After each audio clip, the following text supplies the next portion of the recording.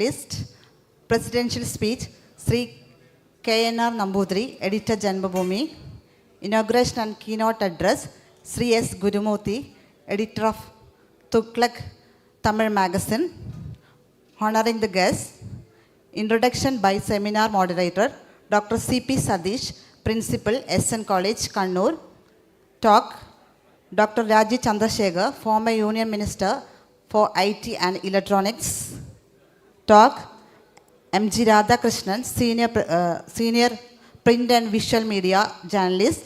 Next talk, Sri K.V.S. Haridas, former Editor Janmabhumi. Talk, Sri A.K. Anraj, Director MACCOM. Conducted by vote of thanks, Sri M.N. Sundaraj.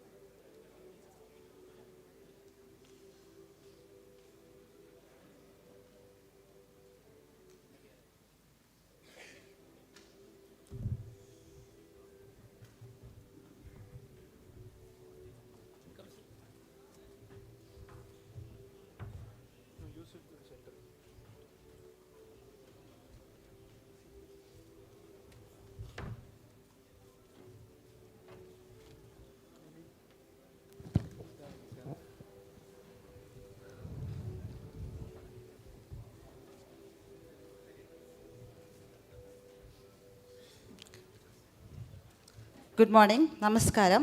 സാംസ്കാരിക ദേശീയതയെയും ഭാരതത്തിൻ്റെ മഹിതമായ സാംസ്കാരിക പാരമ്പര്യത്തെയും മുറുകെ പിടിക്കുന്ന മലയാളത്തിലെ ഏക ദിനപത്രമായി ജന്മഭൂമി സുവർണ ജയന്തിയിലേക്ക് കടക്കുകയാണ്. മാധ്യമ സ്വാതന്ത്ര്യത്തിനും ജനാധിപത്യത്തിനും കൂച്ചുവിലങ്ങിട്ട അടിയന്തരാവസ്ഥ പ്രഖ്യാപിക്കപ്പെട്ട 1975 കോഴിക്കോട്ട് ജന്മഭൂമിയുടെ പിറവി. അടിയന്തരാവസ്ഥയുടെ കരാളഹസ്തങ്ങളാൽ അടച്ചുപൂട്ടപ്പെട്ട ഏക മലയാള ദിനപത്രമാണ് ജന്മഭൂമി. 1977 അടിയന്തരാവസ്ഥയുടെ ഇരുണ്ട നാളുകൾ അവസാനിച്ചപ്പോൾ പുനരാരംഭിച്ച ഈ പത്രം തുടർന്ന് ദേശീയതയ്ക്കും ജനാധിപത്യത്തിനും പോഷണത്തിനുമായുള്ള പ്രയാണം അനശ്യൂതം തുടരുകയാണ്. 50 വർഷം പൂർത്തീകരിക്കുന്ന വേളയിൽ ജന്മഭൂമി 9 എഡിഷനുകളും 40 ലക്ഷത്തിലേറെ വായനക്കാരും ഉണ്ട്. ഓൺലൈൻ, സോഷ്യൽ മീഡിയ രംഗങ്ങളിലും സജീവ സാന്നിധ്യമാണ് ജന്മഭൂമി. ഭാരതത്തിൻ്റെ അമൃതകാലത്താണ് ജന്മഭൂമി അതിൻ്റെ സുവർണ ജയന്തി ആഘോഷങ്ങൾക്ക് തുടക്കം കുറിക്കുന്നത്. 21ാം നൂറ്റാണ്ട് നിർഭരതയിലേക്ക് ഉദിക്കുന്ന ഭാരതത്തിൻ്റെതാണ്. ഈ കുതിപ്പിനൊപ്പമാണ് ജന്മഭൂമി ഒരു വർഷം നീണ്ടു നിൽക്കുന്ന സുവർണ ജയന്തി ആഘോഷങ്ങൾക്ക് തുടക്കം കുറിച്ചുകൊണ്ട് 2024 നവംബർ 3 മുതൽ 7 വരെ കോഴിക്കോട് ട്രേഡ് സെൻറ്ററിൽ വിപുലമായ വിജ്ഞാനോത്സവം നടന്നുവരുന്നു. ഉദ്ഘാടനം നവംബർ 3-ന് ബഹുമാനപ്പെട്ട കേന്ദ്രമന്ത്രി ശ്രീ അശ്വനി വൈഷ്ണവാണ് നിർവഹിച്ചു.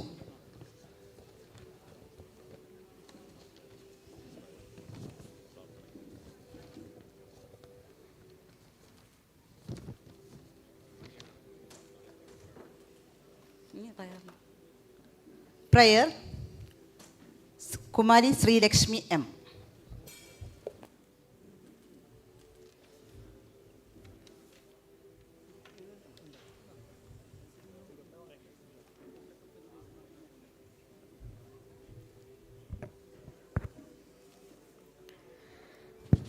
പ്രാർത്ഥനയ്ക്ക് ആരും എഴുന്നേൽക്കേണ്ടതില്ല, എല്ലാവരും ഇരുന്ന് പ്രാർത്ഥിച്ചാൽ മതി. യാ കുന്ദേന്ദു തുഷാരഹാരധവളാ യാ ശുഭ്രവസ്ത്രാവൃതാ യാ വീണാവരദണ്ഡമണ്ഡിതകരാ യാ ശ്വേതപദ്മാസനാ या ब्रह्माच्युतशङ्करा प्रभृतिभिः देवैः सदा वन्दिता सा मां पातु सरस्वती भगवती निःशेषजाड्यापहा शुक्लां ब्रह्मविचारसारपरमाम् आद्यां जगद्व्यापिनीं वीणापुस्तकतारिणीम् अभयतां जाड्यान्धकारापहाम् हस्ते स्फाटिकमालिकां विदधतीं पद्मासने संस्थितां वन्दे तां परमेश्वरीं भगवतीं बुद्धिप्रदां शारदाम्.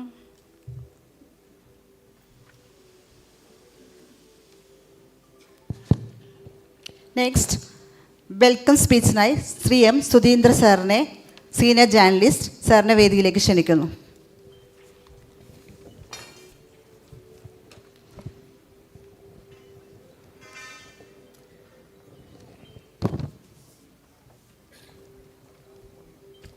I am very happy and privileged to be part of this august body.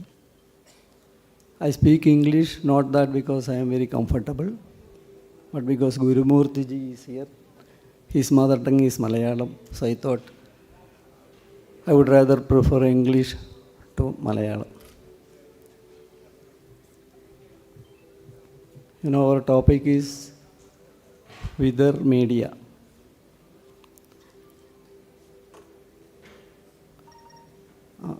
I think media is at a very critical juncture. If you listen carefully, you can hear the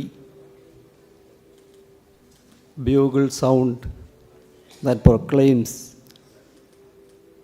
the death knell of media. Media, I mean the mainstream media, TV as well as the print media. I don't want to enter the details because the doyens are here. They will discuss it in depth. In the function, Sri K.N.R. Nambudiri, editor of Janmabhumi, is presiding over the function. For a long time, he was with Malayalam Manorama. He was an assistant editor, and his area of interest is sports journalism. Now, for the past few years, he is the editor of Janmabhumi, which is celebrating the 50th anniversary. And I welcome Sri K.N.R. Nambudiri to this function.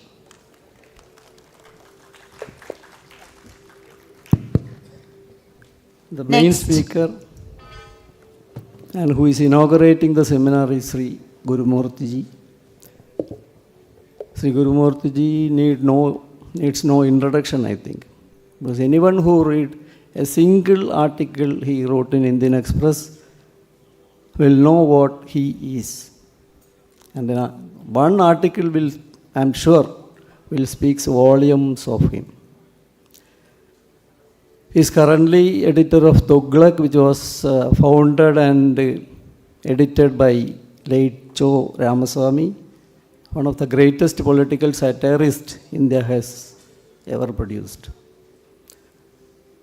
and he is also an economist.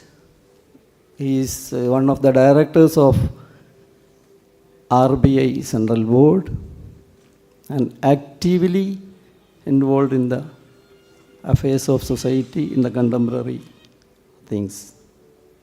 And I wholeheartedly welcome Sri Gurumurthy ji to this function. Sri Dr.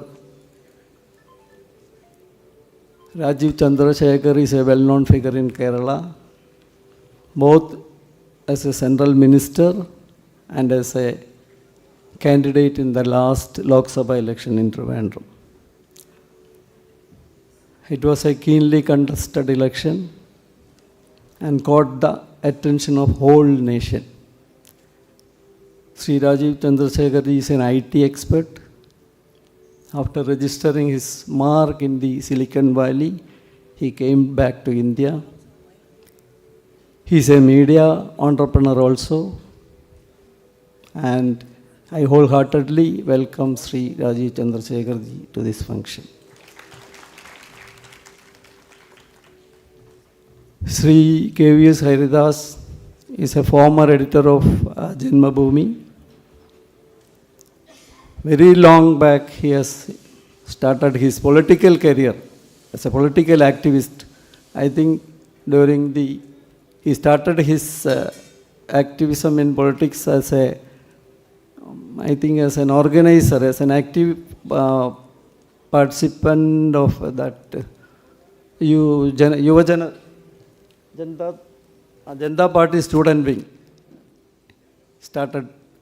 Then itself he was an active politician, politically involved. And I welcome Sri KVS Haridas to this function.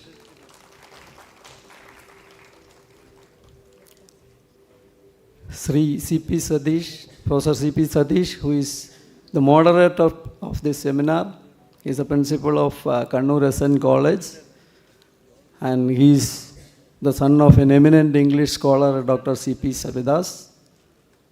I heartily welcome Dr. Sadish also to this function. Sri A.K. Anuraj is the director of MACO, Mahatma Gandhi College of Mass Communication, and recently he shook the university, Calicut University's traditional circles by winning a syndicate election. I think the shock waves has not yet settled. So I welcome Sri A.K. Anuraj to this function. Sri M.N. Sundarraj is a senior journalist. He is giving the vote of thanks, and I welcome him also. And of course, without the audience is the lifeblood of any program. Without audience, no program would be a success. And here you all gathered to listen to the seminar topic. There are students from many journalism institute and all the gatherings. I wholeheartedly welcome all those who gathered here. Many media institutions have sent journalism students. I welcome all of them, and welcome you all once again. Thank you.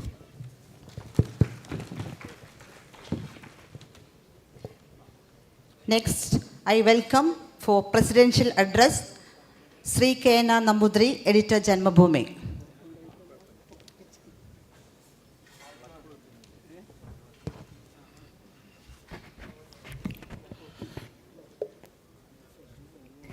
Respected journalist Gurumurthy ji, Rajiv Chandrasekhar, KVS Haridas, Sadish, and all men at the dais and the audience, including some journal students from various institutes of the town. പ്രഗത്ഭരുടെ ഒരു നിരയാണിന്ന് ഈ പോഡിയത്തിലിരിക്കുന്നത്. അതുകൊണ്ട് തന്നെ ഈ വിഷയത്തിലേക്ക് ഡീപ്പായിട്ട് പോകാൻ ഞാൻ ആഗ്രഹിക്കുന്നില്ല. അധ്യക്ഷ പ്രസംഗം എന്ന നിലയിൽ ചില കാര്യങ്ങൾ സൂചിപ്പിച്ചുകൊണ്ട് അവർക്ക് വേണ്ടി ഞാൻ ഈ വേദി ഒഴിഞ്ഞു കൊടുക്കാനാണ് താല്പര്യപ്പെടുന്നത്. Especially mister Gurumurthy, whom I respect the most. മാധ്യമങ്ങൾ എങ്ങോട്ട് എന്നുള്ളതാണ് ഇന്നത്തെ വിഷയം. എങ്ങോട്ടെന്ന് പറഞ്ഞു തരാൻ എനിക്കും അറിയില്ല. ഇപ്പോഴത്തെ നിലയ്ക്ക് അത് പലർക്കും പറയാൻ പറ്റുമോ എന്നറിയില്ല. ചിന്തിക്കണം അതിനെക്കുറിച്ച്. ഏതായാലും പോക്ക് ശരിയായ ദിശയിലല്ല എന്നുള്ളത് മാത്രം പറയാം. അത് എങ്ങനെ ഇതിനൊരു കറക്റ്റീവ് മെഷർ എന്ന് പറയാനും ബുദ്ധിമുട്ടാണ്. ഞാനിപ്പോൾ ഈ മാധ്യമപ്രവർത്തന രംഗത്ത് ഏതാണ്ട് ഒരു ഹാഫ് സെഞ്ചുറി അടിക്കാൻ ഒരുങ്ങി നിൽക്കുന്ന സമയമാണ്.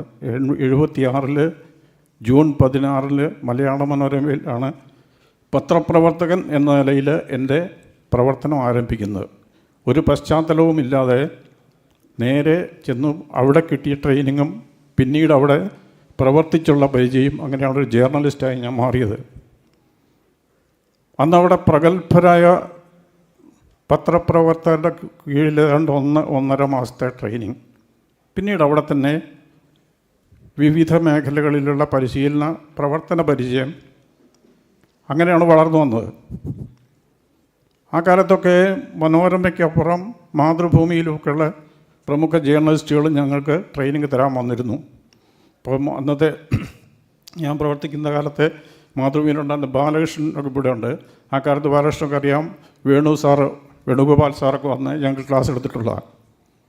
ഇന്നിപ്പോൾ ഈ ഏതാണ്ടൊരു 50 വർഷത്തിനകത്തെത്തി തിരിഞ്ഞു നോക്കുമ്പോൾ, ആ പത്രങ്ങളിലേക്ക് നോക്കുമ്പോൾ എനിക്ക് തോന്നുന്നു അന്ന് ഞങ്ങളെ പഠിപ്പിച്ച കാര്യങ്ങൾക്ക് ഇന്ന് വളരെയേറെ വ്യതിചലിച്ചിട്ട് ഒരു പക്ഷേ അതിന് നേരെ വിപരീതമായ രീതിയിൽ അല്ലേ ജേർണലിസം പോകുന്നത് എന്ന് തോന്നാറുണ്ട്. ഞാൻ എൻ്റെ ഒപ്പം പ്രവർത്തിച്ചവരും എന്നേക്കാൾ താഴെ വന്നവരുമൊക്കെ അയാൾ ഇന്നും അവിടെ പ്രവർത്തിക്കുന്നതുകൊണ്ട് ചില സമയത്ത് ആ സ്വാതന്ത്ര്യം എടുത്ത് ഞാൻ വിളിച്ച് ചോദിക്കാറുണ്ട്. ചില കാണുമ്പം ഇതെന്താ ഇങ്ങനെയാണോ ചെയ്യേണ്ടത്? അവർ ചിരിക്കുകയേ ചെയ്യാറുള്ളൂ. എന്ന് പറഞ്ഞാൽ അതിനപ്പുറം ഒരു മറുപടി പറയാൻ അവർ പ്രാപ്തരല്ല. അപ്പോൾ എവിടുന്നോ അവർ കൺട്രോൾ ചെയ്യപ്പെടുന്നു. അതിനനുസരിച്ച് അവർ പോകുന്നു, പാവകളെപ്പോലെ എന്ന് പറയാം. എൻ്റെ അനുഭവം ഞാൻ പറഞ്ഞാൽ, എൻ്റെ 1-2 അനുഭവങ്ങൾ മാത്രമേ ഞാനിവിടെ പങ്കുവയ്ക്കുന്നുള്ളൂ. അതിലെ വിഷയത്തിലേക്ക് ഡീപ്പായിട്ട് പോകാൻ വേറെ ആളുകൾ സംസാരിക്കാനുള്ളതുകൊണ്ട്. അപ്പോൾ എവിടുന്നോ ഒരു റിമോട്ട് കൺട്രോൾ വെച്ച് നിയന്ത്രിക്കപ്പെടുന്ന ഒരു സംവിധാനത്തിൻ്റെ ഭാഗങ്ങളായി ജേർണലിസ്റ്റുകൾ മാറിപ്പോകുന്നു എന്നാണ് എൻ്റെ ഒരു ഫീല്. എന്ന് പറഞ്ഞാൽ ജേർണലിസത്തിൽ അന്ന് പഠിച്ച കുറേ അടിസ്ഥാന പാഠങ്ങളുണ്ടായിരുന്നു. അതൊന്നും ഇപ്പം ഈ പത്രപ്രവർത്തനത്തിൽ നിന്ന് കാണാറില്ല. ഇപ്പോൾ ഉള്ളത് ഒരു കണക്കിന് നോക്കിയാൽ പറയാറുണ്ട്, ഈ ചരട് പൊട്ടിയ പട്ടം അത് പക്ഷേ ആരും ഉപദ്രവിക്കില്ല, അലഞ്ഞ് പറന്ന് നടന്ന് എവിടെയെങ്കിലും പോയി വീഴുള്ളൂ. അതുപോലെ കടിഞ്ഞാണ് നഷ്ടപ്പെട്ട കുതിര, അതും നിയന്ത്രണമില്ലാതെ പായും. അത് അപകടം വിതയ്ക്കുമെന്നറിയില്ല. പക്ഷേ കഴിഞ്ഞ ഒരു കാലത്ത് സംസാരത്തിനിടയ്ക്ക് എനിക്ക് ഈ ആനകളുടെ വിഷയത്തിലൊക്കെ വലിയ താല്പര്യമുള്ളതുകൊണ്ട് അങ്ങനെ കാണുക സംസാരിക്കുകയും ചെയ്യുന്നത് ഒരു പാപ്പാൻ എന്നോട് പറഞ്ഞൊരു കാര്യമുണ്ട്. അത് ഇതുമായിട്ട് വളരെ യോജിക്കുന്ന വളരെ ഭംഗിയായിട്ട് പുള്ളി ഒരു ഉപമ പറഞ്ഞു. പുള്ളി കയറി കൊണ്ടു നടന്നിരുന്ന ഒരു ആന കൈവിട്ട് കഴിഞ്ഞാൽ അത് ചെയ്യാത്ത പരാക്രമങ്ങളില്ല. അപ്പോൾ അതിനെ അയാൾ ഉപമിച്ചത് JCBക്ക് നിയന്ത്രണം വിട്ടുപോയാലോ എന്ന്. മുൻപിൽ കാണുന്ന മുഴുവൻ തകർക്കും. ജേർണലിസ്റ്റ് ആ വഴിക്ക് പോകാമെന്ന് എനിക്ക് തോന്നുന്നു. എന്തിനെ കണ്ടാലും അതിനെ തകർക്കണം, തകർന്ന് കിടക്കുന്നതിനെ കൂടുതൽ കുഴച്ച് മറിക്കണം. ഏത് തകർക്കണമെന്ന് അവർക്ക് നിർദ്ദേശം കിട്ടിയാൽ അതിനെ തകർക്കും. ആ രീതിയിലേക്ക് പോവുക കാര്യങ്ങൾ. ഞാൻ പറഞ്ഞില്ലേ, ഞാൻ അവിടെ വർക്ക് ചെയ്യുന്ന കാലത്ത് ഏതാണ്ട് ഞാൻ കോട്ടയത്തും കോഴിക്കോട്ട് വർക്ക് ചെയ്യുന്ന കാലത്താണ് ഏതാണ്ട് 80കളിൽ തുടക്കത്തിലോ ആണെന്ന് എനിക്ക് തോന്നുന്നത്, ഡൽഹി ഇങ്ങോട്ട് ചേർന്ന് നടക്കുന്ന UP ഭാഗങ്ങളിൽ ഒരു വലിയ കലാപം നടന്നു. ആ ഭാഗത്ത് മാത്രം ഒതുങ്ങിയിരുന്നൊരു കലാപമായിരുന്നു. ആ ഭാഗത്ത് മാത്രം ഒതുങ്ങി നിൽക്കാൻ കാരണം അന്ന് മീഡിയ അത്ര ശ്രദ്ധാപൂർവം അത് കൈകാര്യം ചെയ്തുകൊണ്ടായിരുന്നു. അതൊരു മുസ്ലിം ഹിന്ദു കലാപമായി രാജ്യത്ത് മുഴുവൻ പടരാതിരിക്കാൻ അത്രമാത്രം ശ്രദ്ധ അന്നത്തെ മീഡിയ ചെയ്തിരുന്നു. ഈ ടി വി ഒന്നും അത്ര പ്രചാരത്തിൽ വരുന്നതിന് മുമ്പാണ്. അപ്പം പത്രങ്ങളാണല്ലോ ചെയ്യുന്നത്. അന്ന് ഇംഗ്ലീഷ് മീഡിയ അന്ന് റിപ്പോർട്ട്, അതായത് ഒരു ആരാധനാലയത്തിൻ്റെ മുറ്റത്ത് ഒരു പ്രത്യേക ജീവിയുടെ ജഡം കിടന്നു, ആണ് വിഷയം. ഇതേത് ആരാധനാലയം, അവിടെ കിടന്നത് ഏത് ജീവിയുടെ ജഡം എന്ന് പറഞ്ഞാലുണ്ടാകാവുന്ന ഭവിഷ്യത്തുകൾ മനസ്സിലാക്കിയിട്ട് അവർ പറഞ്ഞത് A stray animal, body of A stray animal. അത് മലയാളം പത്രങ്ങൾ എഴുതിയത് ഒരു തെരുവ് മൃഗത്തിൻ്റെ ശവശരീരം ഒരു ആരാധനാലയത്തിന് സമീപം. അതുകൊണ്ട് അവിടെ അത് ഒതുങ്ങിപ്പോയി. ഇന്നാണെങ്കിൽ കൃത്യമായിട്ട് പറയും. ഏതാണെങ്കിലും ഇപ്പം ഇത് പറയുമ്പോൾ ഒരു പൂച്ചയാവാം, പട്ടിയാവാം, പന്നിയാവും, കഴുതിയാവും, ഇതെല്ലാം ഏത് വേണമെങ്കിലും ആവാം. പക്ഷെ ഒരു പന്നിയുടെ ജഡം ഒരു മോസ്കിൻ്റെ മുറ്റത്ത് കണ്ടു, ഇതാണ് വിഷയം എന്ന് ഇന്നത്തെ മാധ്യമങ്ങൾ എഴുതും. കാരണം എഴുതേണ്ട ആവശ്യമുണ്ട്. അങ്ങനെ എഴുതിയാലേ അതൊരു വിഷയമായി മാറുള്ളൂ. അപ്പോൾ വിഷയങ്ങൾ സൃഷ്ടിക്കണം. ആ രീതിയിലേക്ക് മാധ്യമങ്ങൾ പോവുകയാണ്. അത് എവിടുന്ന് എങ്ങനെ വന്നു ഇത്? അതാണ് ഞാൻ പറഞ്ഞത്. അടിസ്ഥാന ഭാഗത്ത് ഞാൻ പഠിച്ചതിൽ നിന്ന് വളരെ വ്യത്യസ്തമായ നേരെ എതിരായ കാര്യങ്ങളിലേക്ക്, ദിശയിലേക്ക് മാധ്യമങ്ങൾ ഇന്ന് പോവുക. അതുപോലെ തന്നെ അവിടുത്തെ ആ പരിശീലനത്തിൻ്റെ കാലത്ത് ചില കാര്യങ്ങൾ ഞാൻ 1-2 കാര്യങ്ങൾ മാത്രം ഞാൻ പറയാം. അത് ഞാൻ എൻ്റെ മനസ്സിൽ എന്നെന്നുമായിട്ട് അടിവരയിട്ട് ഞാൻ സൂക്ഷിക്കുന്നൊരു കാര്യമുണ്ട്. ഒരു പത്രപ്രവർത്തകൻ എന്ന നിലയ്ക്ക് അന്നൊക്കെ ഞങ്ങൾ ദിവസവും ഈ മലയാള മനോരമ ദിവസവും വൈകുന്നേരം ഒരു കോൺഫറൻസ് ഉണ്ട് വാർത്തകളെക്കുറിച്ച് ഡിസ്കസ് ചെയ്യാൻ. ഇത് നമ്മളിങ്ങനെ പരസ്യമായിട്ട് പറയേണ്ട കാര്യമല്ല, പക്ഷേ അപകടമില്ലാത്തതുകൊണ്ടും ഈ ഒരു സാഹചര്യത്തിൽ ആവശ്യമുള്ളതുകൊണ്ടും മാത്രം ഞാൻ പറയുക. ഒരു ദിവസം അത്തരം ആ വാർത്തകളുടെ വിശകലനത്തിൻ്റെ അന്ന് അതിൽ പങ്കെടുക്കാൻ മാനേജ്മെൻറ്റിൽ നിന്ന് ഒരാൾ വരും. അന്ന് വന്നത് അന്നത്തെ ചീഫ് എഡിറ്റർ KM മാത്യു, ഞങ്ങളൊക്കെ ആദരപൂർവ്വം മാത്തുക്കുട്ടി ചായൻ എന്ന് വിളിക്കുന്ന KM മാത്യു ആയിരുന്നു അന്ന് വന്നത്. അദ്ദേഹത്തെ ഈ ചിരിക്കുന്ന മുഖത്തോടെ അല്ലാതെ അതിനു മുമ്പ് ഞാൻ കണ്ടിട്ടില്ല. പക്ഷെ അന്ന് ഞാൻ കണ്ടു. അന്ന് മനോരമയിൽ വന്ന ഒരു വാർത്ത തെറ്റായതായിരുന്നു. തെറ്റായതായതെന്ന് പറഞ്ഞാൽ അതിൻ്റെ ശരിയായ വശങ്ങൾ പഠിക്കാതെ കൊടുത്ത ആ വാർത്ത കാരണം ഒരാൾക്കത് വലിയ വിഷയമുണ്ടായി. അയാളെ വല്ലാതെ വേദനിപ്പിക്കുന്നൊരു സംഭവമായി. അങ്ങനെ ആ വാർത്തയെക്കുറിച്ച് അന്ന് സംസാരിച്ചപ്പോൾ ഇങ്ങനൊരു സംഭവം ഉണ്ടായാൽ അതെന്താ പറ്റിയത് എന്ന് അദ്ദേഹം ചോദിച്ചു. അപ്പോൾ എല്ലാവരും കൂടെ കൂടി എന്തോ പറഞ്ഞിട്ടാണ് അതും കൂടെ ബന്ധിപ്പിച്ച് ഒരു തമാശ പറഞ്ഞ് അങ്ങ് ചിരിച്ചു എല്ലാവരും കൂടെ. ഒരാൾ മാത്രം ചിരിച്ചില്ല, അത് മാത്തുപിടിച്ചാനായിരുന്നു. അദ്ദേഹം ചിരിക്കാതെ ആയപ്പോൾ എല്ലാവരുടെയും ചിരി നിന്നു. അതിനുശേഷം അദ്ദേഹം ഒറ്റ വാചകം മാത്രം, ഒരേ ഒരു വാചകം, തൂക്കിക്കൊല്ലാൻ കൊണ്ടുപോകുന്നവരോട് പോലും അവർക്ക് പറയാനുള്ളത് എന്താണെന്ന് ചോദിക്കും. ഇത്രേ പറഞ്ഞുള്ളൂ. പിന്നീട് ആ കോൺഫറൻസിൽ ഒരാൾ ചിരിച്ചിട്ടില്ല, ഒരാൾ മിണ്ടിട്ടില്ല. കംപ്ലീറ്റ് സൈലൻസ് ആയിരുന്നു. അതായത് ശരിക്കും മർമ്മത്തിൽ കൊള്ളുന്നൊരു സംഗതിയായിരുന്നു അത്. എന്തുകൊണ്ട് നിങ്ങൾ മറുവശം അന്വേഷിച്ചില്ല? എന്തുകൊണ്ട് അതിനെക്കുറിച്ച് പഠിച്ചില്ല? ഇത് ബേസിക്കായിട്ടൊരു ജേർണലിസം ക്ലാസ് പഠിപ്പിക്കുന്ന കാര്യമാണ്. കുട്ടികൾ അവർക്കറിയാം. അവർ ഒറ്റ ചോദ്യം കൊണ്ട് അത് തീർന്നു. ഞാൻ എൻ്റെ മനസ്സിൽ നിന്ന് പോവില്ലാതെ അന്ന് മാത്രമാണ് ഗൗരവത്തോടു കൂടിയുള്ള മുഖം ഞാൻ കണ്ട അദ്ദേഹത്തിൻ്റെ ആദ്യമായിട്ടല്ല അവസാനമായിട്ടും. അതൊന്ന്. രണ്ടാമതൊരു ഒരു സന്ദർഭം കൂടെ അവിടെ പറഞ്ഞ് ഞാൻ നിർത്തുകയാണ്. എൻ്റെ ജീവിതത്തിൽ ഒരുപാട് ചെറുപ്പം മുതൽ നിലത്തെഴുതി പഠിച്ചതാണ് ഞാൻ. അന്ന് പോലുള്ള ഗുരുക്കന്മാർ ഒരുപാട് പേരുണ്ട്. പക്ഷേ എൻ്റെ മനസ്സിൽ കിടക്കുന്ന 2 ടീച്ചർമാരുണ്ട്. 2 പേരും എന്നെ ഒരു ക്ലാസ്സിൽ പോലും പഠിപ്പിക്കാത്തവരാണ്. അതിലൊരാളെ ഇവിടെ മെൻഷൻ ചെയ്യേണ്ട കാര്യമില്ല, ഒരാളെ മാത്രം ഞാൻ പറയാം. അദ്ദേഹം അവർ മേഴ്സി കോളേജിലെ കായിക വിഭാഗത്തിൻ്റെ നേതൃസ്ഥാനത്തിരുന്ന professor Vimala Menon, Palakkad Mercy college. എപ്പോഴും ചിരിച്ചുകൊണ്ട് മാത്രം കാണുന്ന ഒരു ടീച്ചർ. വൈറ്റ് ആൻഡ് വൈറ്റൊക്കെ ഇട്ടിട്ട് അവർ വിടുമായിരുന്നു. അതുകൊണ്ട് അങ്ങനെ വരുള്ളൂ. എപ്പോഴും ചിരിച്ചേ അവരെ കാണുള്ളൂ. വളരെ എഫിഷ്യൻ്റായിട്ടുള്ള ടീച്ചർ. അവർ ഒരു തവണ Calicut University athletic meet Mercy കോളേജിൽ വെച്ച് നടത്തി. അതിനു മുമ്പ് ഒരു വനിതാ കോളേജും അതിനുള്ള ധൈര്യം കാണിച്ചിട്ടില്ല. കാരണം അത് വലിയ ബുദ്ധിമുട്ടാണ് ഒരു അത്ലറ്റിക് മീറ്റ് നടത്തുകയെന്ന് പറഞ്ഞാൽ. അവർ തയ്യാറായി, അത് നടത്തി. അപ്പോൾ അന്ന് റിപ്പോർട്ട് ചെയ്യാൻ ഞാൻ പോയി.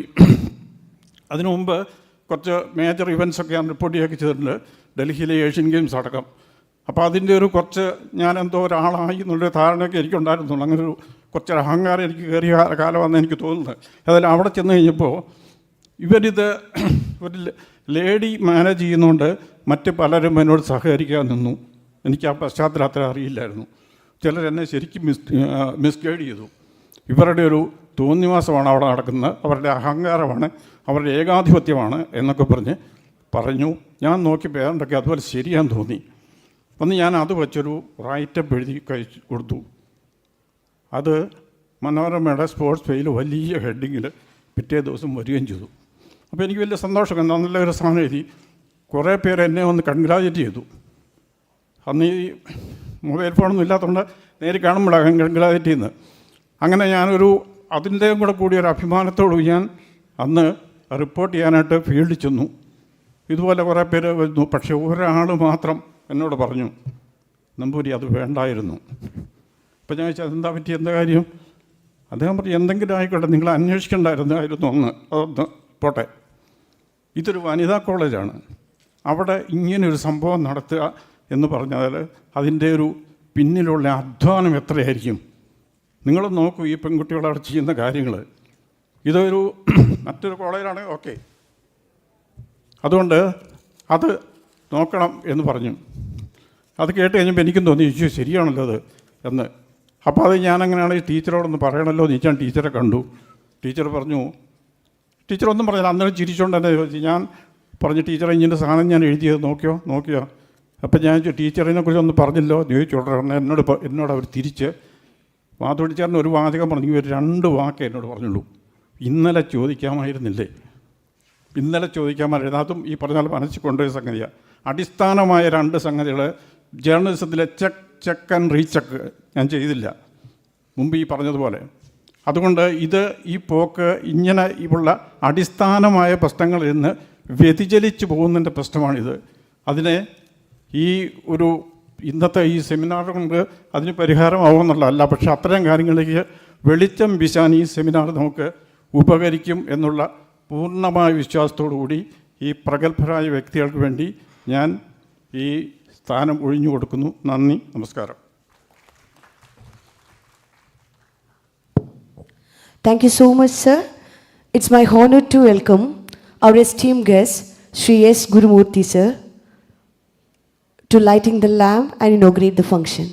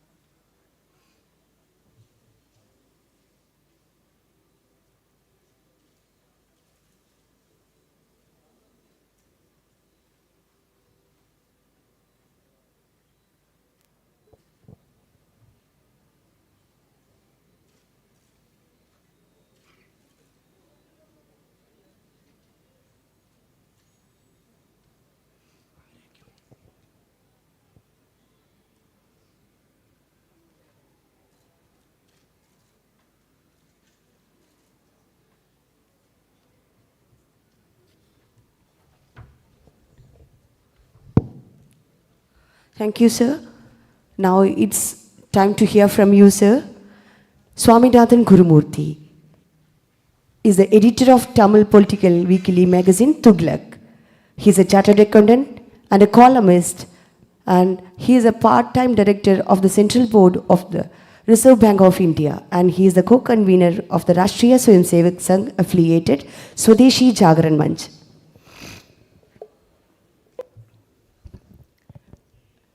I am delighted to be here to share my long experience with not only journalism, but also how to run media, how to manage the political opposition, governmental opposition. It's a long history, and I think There are students of journalism, there are journalists who may not have been born when I experienced all this. So I would like to share my thoughts with you in a manner that it is not current these days. So I'm happy to share stage with my good friend Rajiv Chandrasekhar. I know him as a businessman, and then as a public figure, and then as a minister, and then as a candidate here in Kerala. He has passed through different stages right in front of my eyes, maybe over the last 25 years. Sudhindra Kumar, senior journalist, and KNR Nambudiri, editor, Janmabhumi.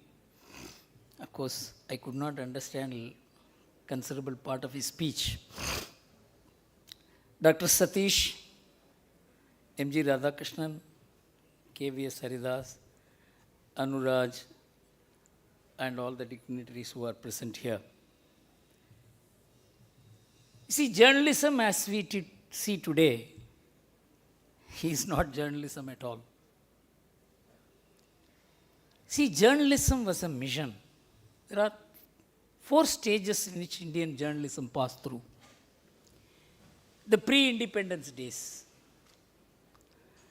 when journalism was a mission to free India from foreign domination. The idea was that great newspapers were started, small newspapers were started, local newspapers were started, hand newspapers were written and circulated to spread the fire of freedom.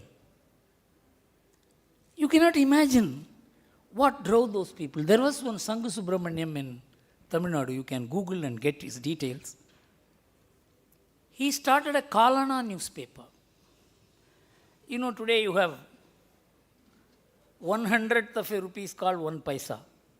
In those days, 192 part of the rupee was a Kalana, Naya paisa, and that multiplies into Kalana.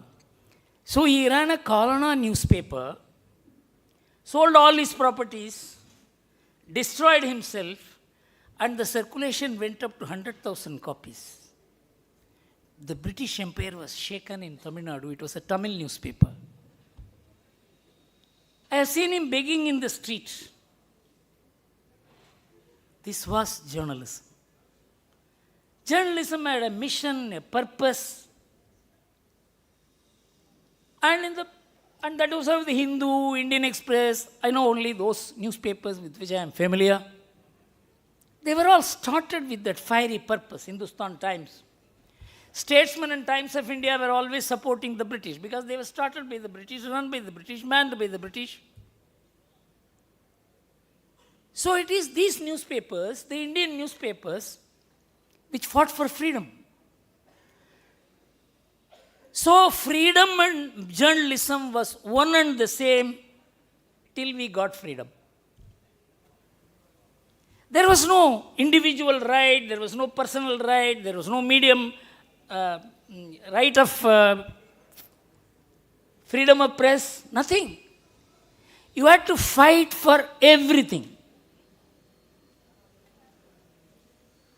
And you know, in 1942, pre-censorship was imposed on the newspapers when Mahatma Gandhi announced the Quit India movement. And Mahatma Gandhi asked all the newspapers which believe in freedom to shut down the newspapers and not to obey the pre-censorship. I don't know whether you understand what is pre-censorship. Pre-censorship is before you publish anything, you have to show it to the government authorities, can I publish it or not. Don't think it was done only in 1942. It was done in 1975 during the emergency.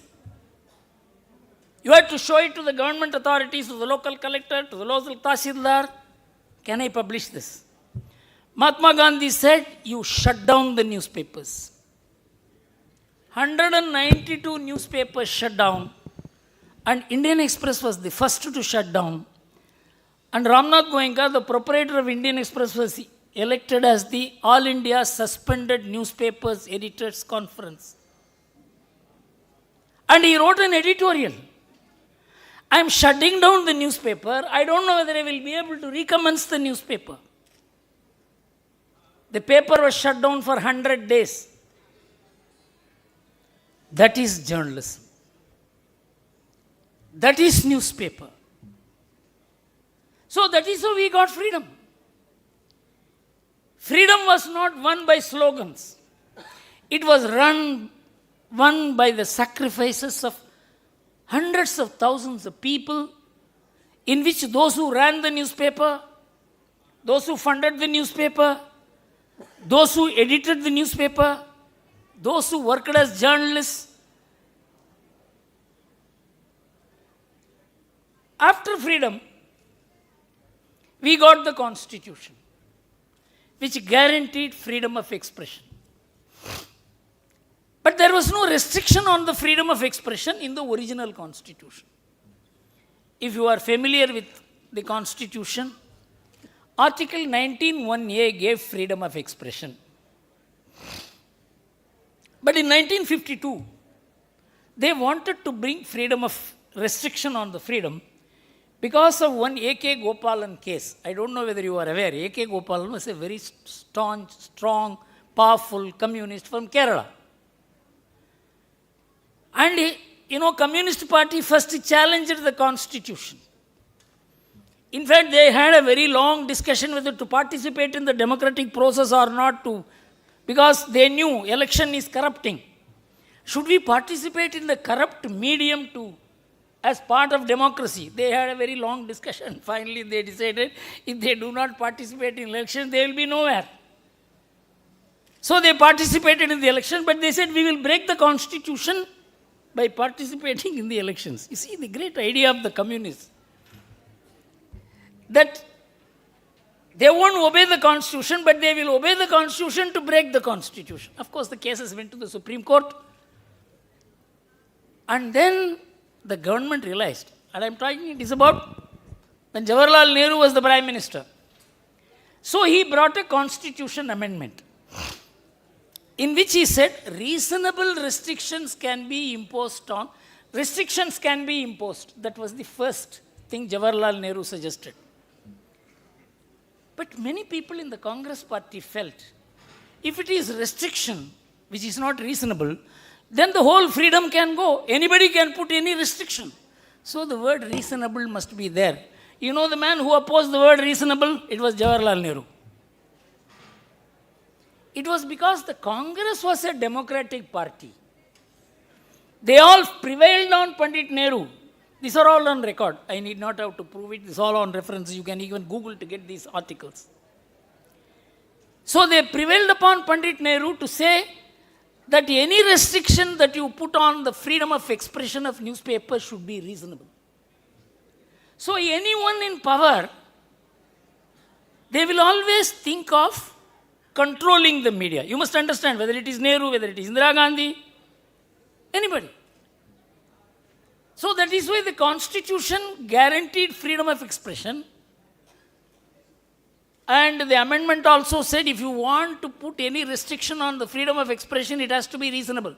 This is the first, I told you about the freedom period, that was part 1 of the media. The second thing is part 2 of the media between 1952 and 1975. In 1975, the part 3 started. The entire freedom was destroyed for 2 years. I was very much part of that struggle. Being an RSS worker, I was doing underground work, and I was also advising the Indian Express and Ramnath Goenka. Electricity was shut down. On the day the emergency was imposed, no newspaper could come out to report that the emergency has been imposed. And all the opposition leaders have been arrested. Delhi did not know because all the Delhi newspapers were shut down by cutting down the electricity supply. Advertisements were cut. The Indian Express machinery was auctioned. One day we were sitting and for some dues, they said, we have auctioned the machinery, we have come to lift the printing machinery. This was the state of freedom. And pre-censorship was imposed. Only what the government says should be published. Then why publish the newspapers? Doordarshan is sufficient. All India Radio was sufficient. 1.5 years, the country was under worse than the British period dictatorship. When we used to print pamphlets in Tamil Nadu, because for 12 months in Tamil Nadu, the DMK government continued. There are only two spots in India, Gujarat and Tamil Nadu, when the opposition parties were in power. That is opposition to the Congress. So we used to do underground printing of Malayalam, Kannada, Bengali, Hindi. Underground printing presses we established to print the true news. Because the newspapers won't carry true news. All the journalists were there, all the highly paid editors were there. Truth will not come out. This was the third stage of the media, the emergency. Then came the fourth stage of the media, where emergency was gone. But there was enormous amount of pressure on independent newspapers like the Indian Express, where we exposed the corruption of the business people in collusion with the government, and then we exposed Bofors. 300 criminal cases were launched against the Indian Express. All the proprietor's family was under anticipatory bail. Advertisements were denied. Bank loans were cut. Whether the Indian Express will come out the next day was a matter of question mark. This happened in India. Most of you may have, those who are of that age may have forgotten, others may not have been born at that time. So when the Bofors explosive blew off Rajiv Gandhi's government in 1990, a new government came into being that lasted for 11 months. And then another government came that lasted for 4 months. Then came another government, and with that, the greatest threat to the media came, and that was globalization. Many of you do not know, if we are discussing about withering of the media, it started with globalization. You know, when we were all working in newspapers, the journalists, the journalists used to go by cycle. They used to go by scooter. Very rarely the editor used to go by car. This was journalism. This was the position till 1991-92. Even the editor will use only the company car. He never had his own car. But in 1992, when money began to come like a tsunami, then the media became rich. Foreign advertisements, foreign companies coming and establishing shops here, money flow increased. Journalism became corrupt.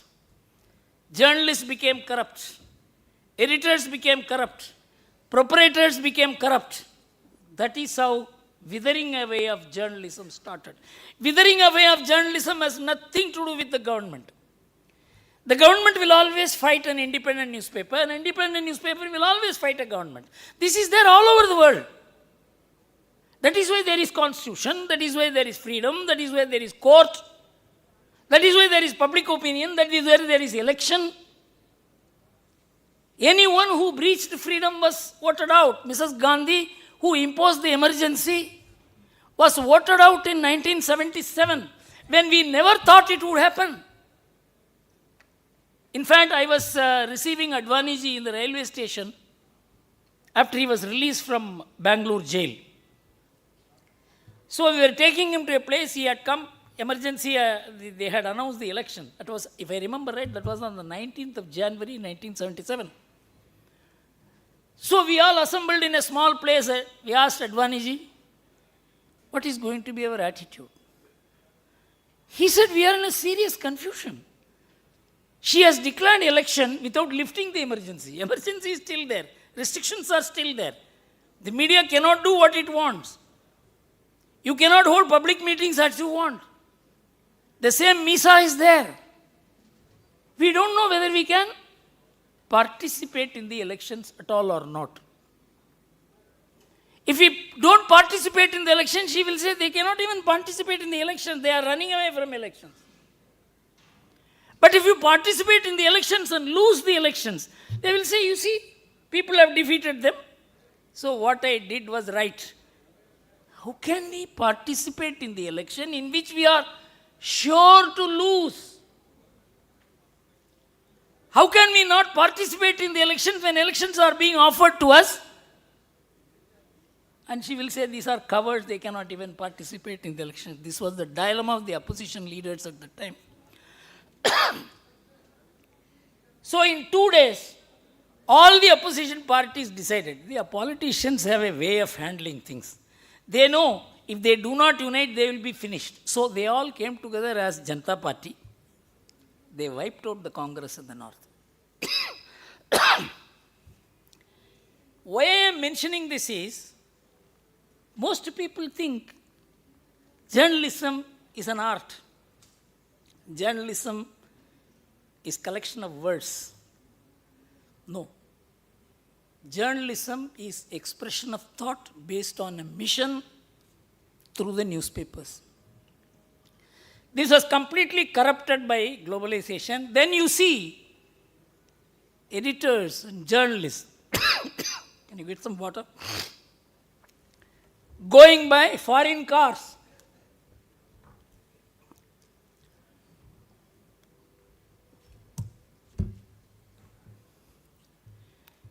And you see journalists in Delhi having farmhouses. Journalist is sometimes richer than the proprietor himself. This is withering away of journalism. To say some government is at fault, or that there are laws, there are authorities who are, nobody is doing anything today. Money is available in the stock market, money is available in the bank do not know who to lend the money. Previously, to get the money from government-owned banks for a newspaper was a problem. Nothing is there today. But journalism began declining because of globalization and undigested prosperity of the newspapers. Newspapers began posting profits of 1,500 crores, 1,800 crores, 3,000 crores. I remember 1980 when there was a journalism wage board was there. I was arguing for Indian Express, and Mr. Matthew was arguing for, senior Matthew, what is his name? K.M. Matthew was arguing for Malayalam Manorama.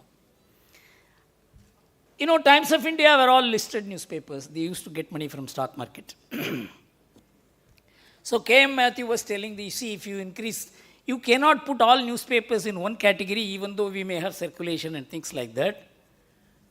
Because Times of India can access equity market. Malayalam Manorama cannot access equity market. And he put it beautifully.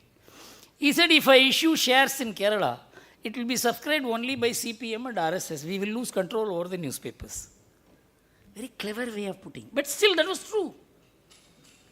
This was the state of newspapers. Today, many newspapers are accessing money in stock market. There is no difference between a commercial organization and newspaper today. For the newspapers today, that they are doing something great. This is wither media. Money has destroyed the soul of the media, is the truth. There are ideological medias which will keep on fighting. Janmabhumi is there, it will keep on fighting. Vijay Bharatam is there, it will keep on fighting. Because nobody is going to give money to them. The governments will oppose them. If freedom is there, it is only because of ideological media which wants to express a particular viewpoint. The last stage is the social media, which has resulted in the last but one stage, the TV media came, which also brought down the effect of the print media. Now the social media has made media so trivial, so meaningless. It is hard to distinguish between what is true and untrue. Even the print media is relying on the social media as the source. This is what is withering away of the media. This is what is called withering away of the media. How to fight this? It requires a large movement to fight this.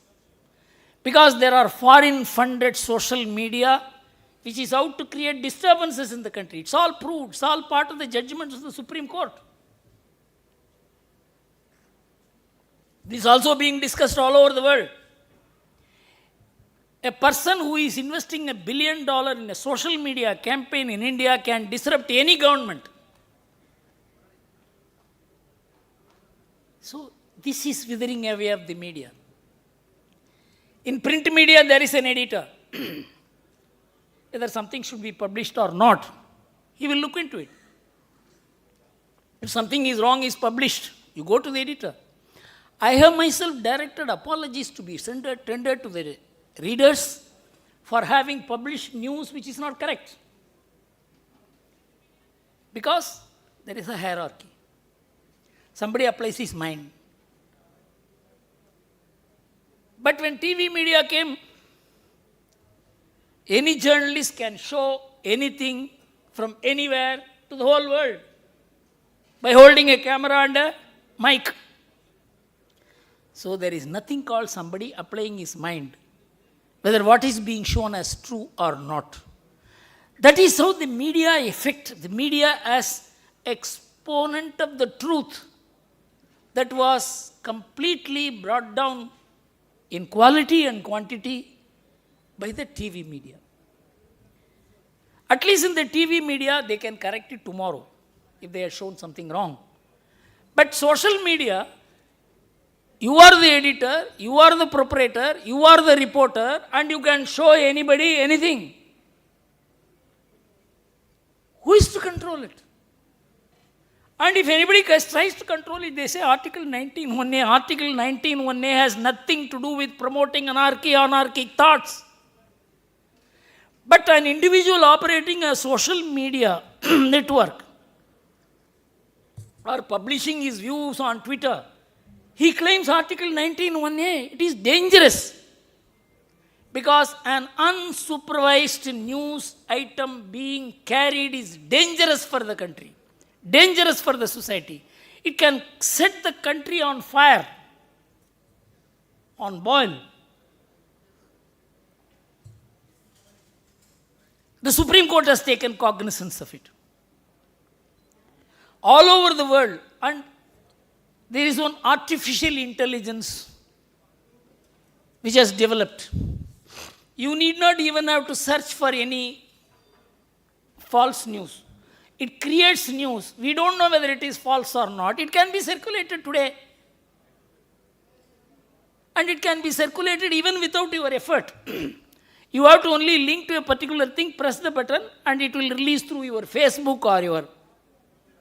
It's chaotic. So now, it is not one meeting like this is inadequate.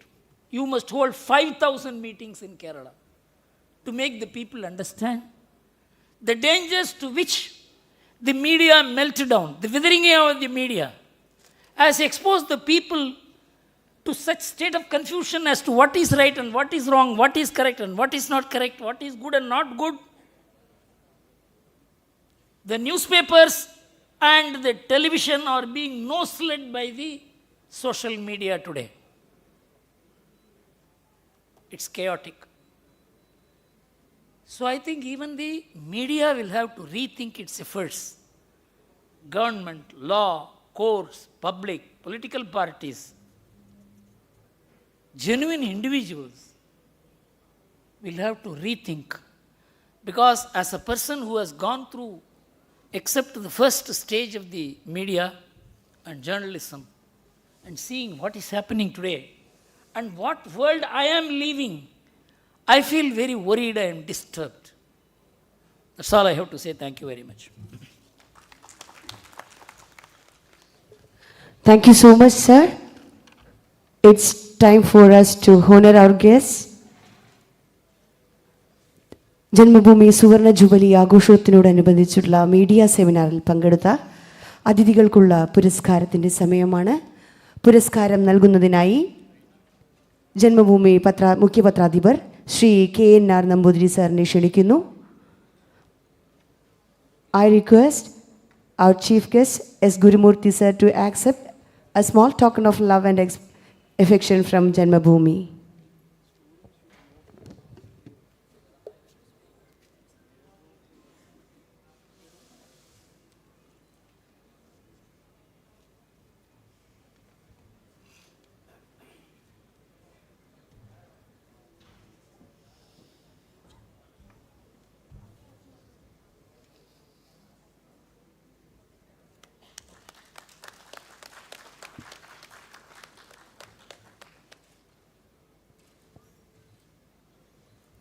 Thank you sir. നമ്മുടെ ക്ഷണം സ്വീകരിച്ച് ഇവിടെ എത്തിച്ചേർന്ന നമ്മുടെ മറ്റ് അതിഥികൾക്കുള്ള പുരസ്കാരമാണ്. പുരസ്കാരം നൽകുന്നതിനായി Shri KNR Namboothiri സാറിനെ ക്ഷണിച്ചുകൊള്ളുന്നു. ജന്മഭൂമി പത്രാധിപർ. പുരസ്കാരം ഏറ്റുവാങ്ങുന്നതിനായി ഡോക്ടർ രാജീവ് ചന്ദ്രശേഖർ അവർകളെ ക്ഷണിച്ചുകൊള്ളുന്നു. മുൻ union minister for IT and electronics.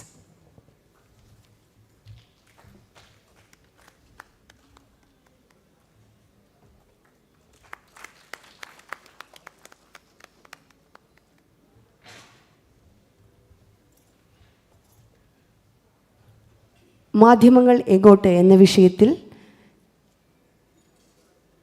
ഈ സെമിനാർ മോഡറേറ്ററായിട്ട് ഇവിടെ എത്തിച്ചേർന്നിട്ടുള്ള ഡോക്ടർ CP സതീഷ് സാറിനുള്ള പുരസ്കാരമാണ്. പുരസ്കാരം നൽകുന്നതിനായി ശ്രീ KNR നമ്പൂതിരി സാറിനെയും പുരസ്കാരം ഏറ്റുവാങ്ങുന്നതിനായി ഡോക്ടർ CP സതീഷ് അവർകളെയും ക്ഷണിച്ചുകൊള്ളുന്നു.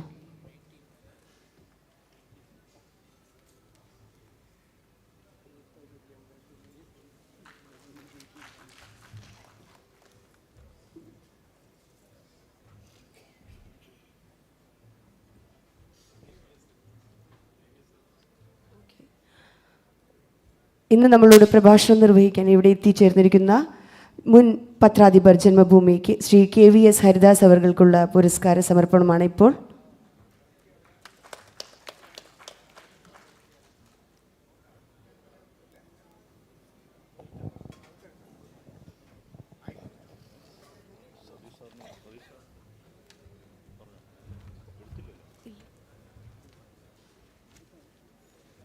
അടുത്തതായി പുരസ്കാരം ഏറ്റുവാങ്ങുന്നതിനായി ഡോക്ടർ CP സതീഷ് അവർകളെ ക്ഷണിക്കുന്നു. പുരസ്കാരം നൽകുന്നതിനായി ശ്രീ KNR നമ്പൂതിരി സാറിനെയും.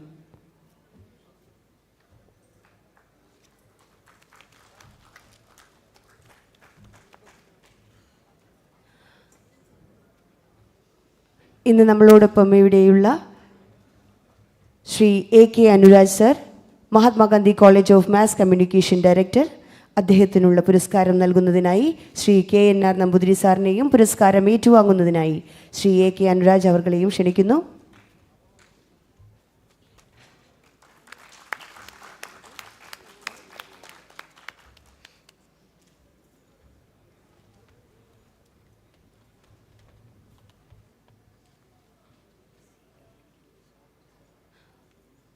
അടുത്തതായി നമ്മുടെ സെമിനാർ ആരംഭിക്കുകയാണ്. സെമിനാറിൻ്റെ വിഷയമായ മാധ്യമങ്ങൾ എങ്ങോട്ട് എന്ന വിഷയത്തിനെക്കുറിച്ച് സംസാരിക്കാൻ ആമുഖ ഭാഷണം നൽകുന്നതിന് വേണ്ടിയിട്ട് അതിൻ്റെ മോഡറേറ്ററായിട്ടുള്ള ഡോക്ടർ CP സതീഷ് അവർകളെ ക്ഷണിക്കുന്നു. അദ്ദേഹം കണ്ണൂർ SN കോളേജിൻ്റെ പ്രിൻസിപ്പലാണ്.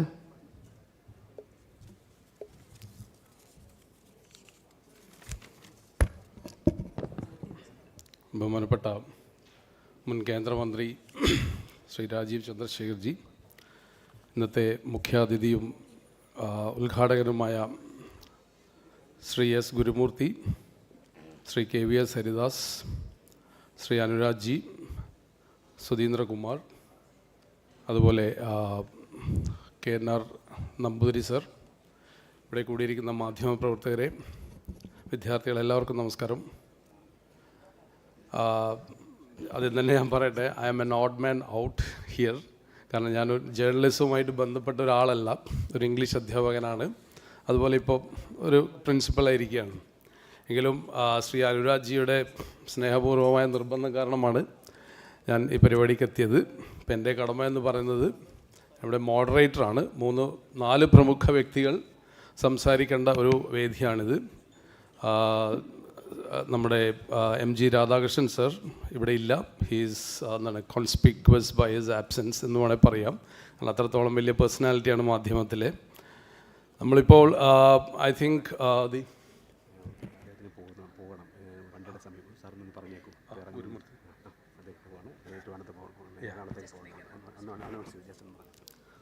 our chief guest and the person who has inaugurated this seminar has to leave to Chennai and Cochin, sorry. So he is taking his leave. He has asked the permission of the audience. Thank you, sir. Thank you for an enlightening speech.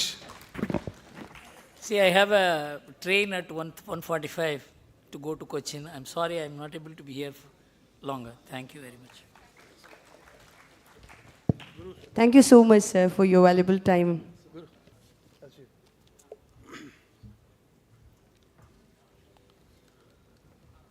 നമ്മുടെ ഈ സെമിനാറിൻ്റെ ഒരു tone Gurumurthy sir ഇവിടെ set ചെയ്ത് കഴിഞ്ഞിരിക്കുകയാണ്.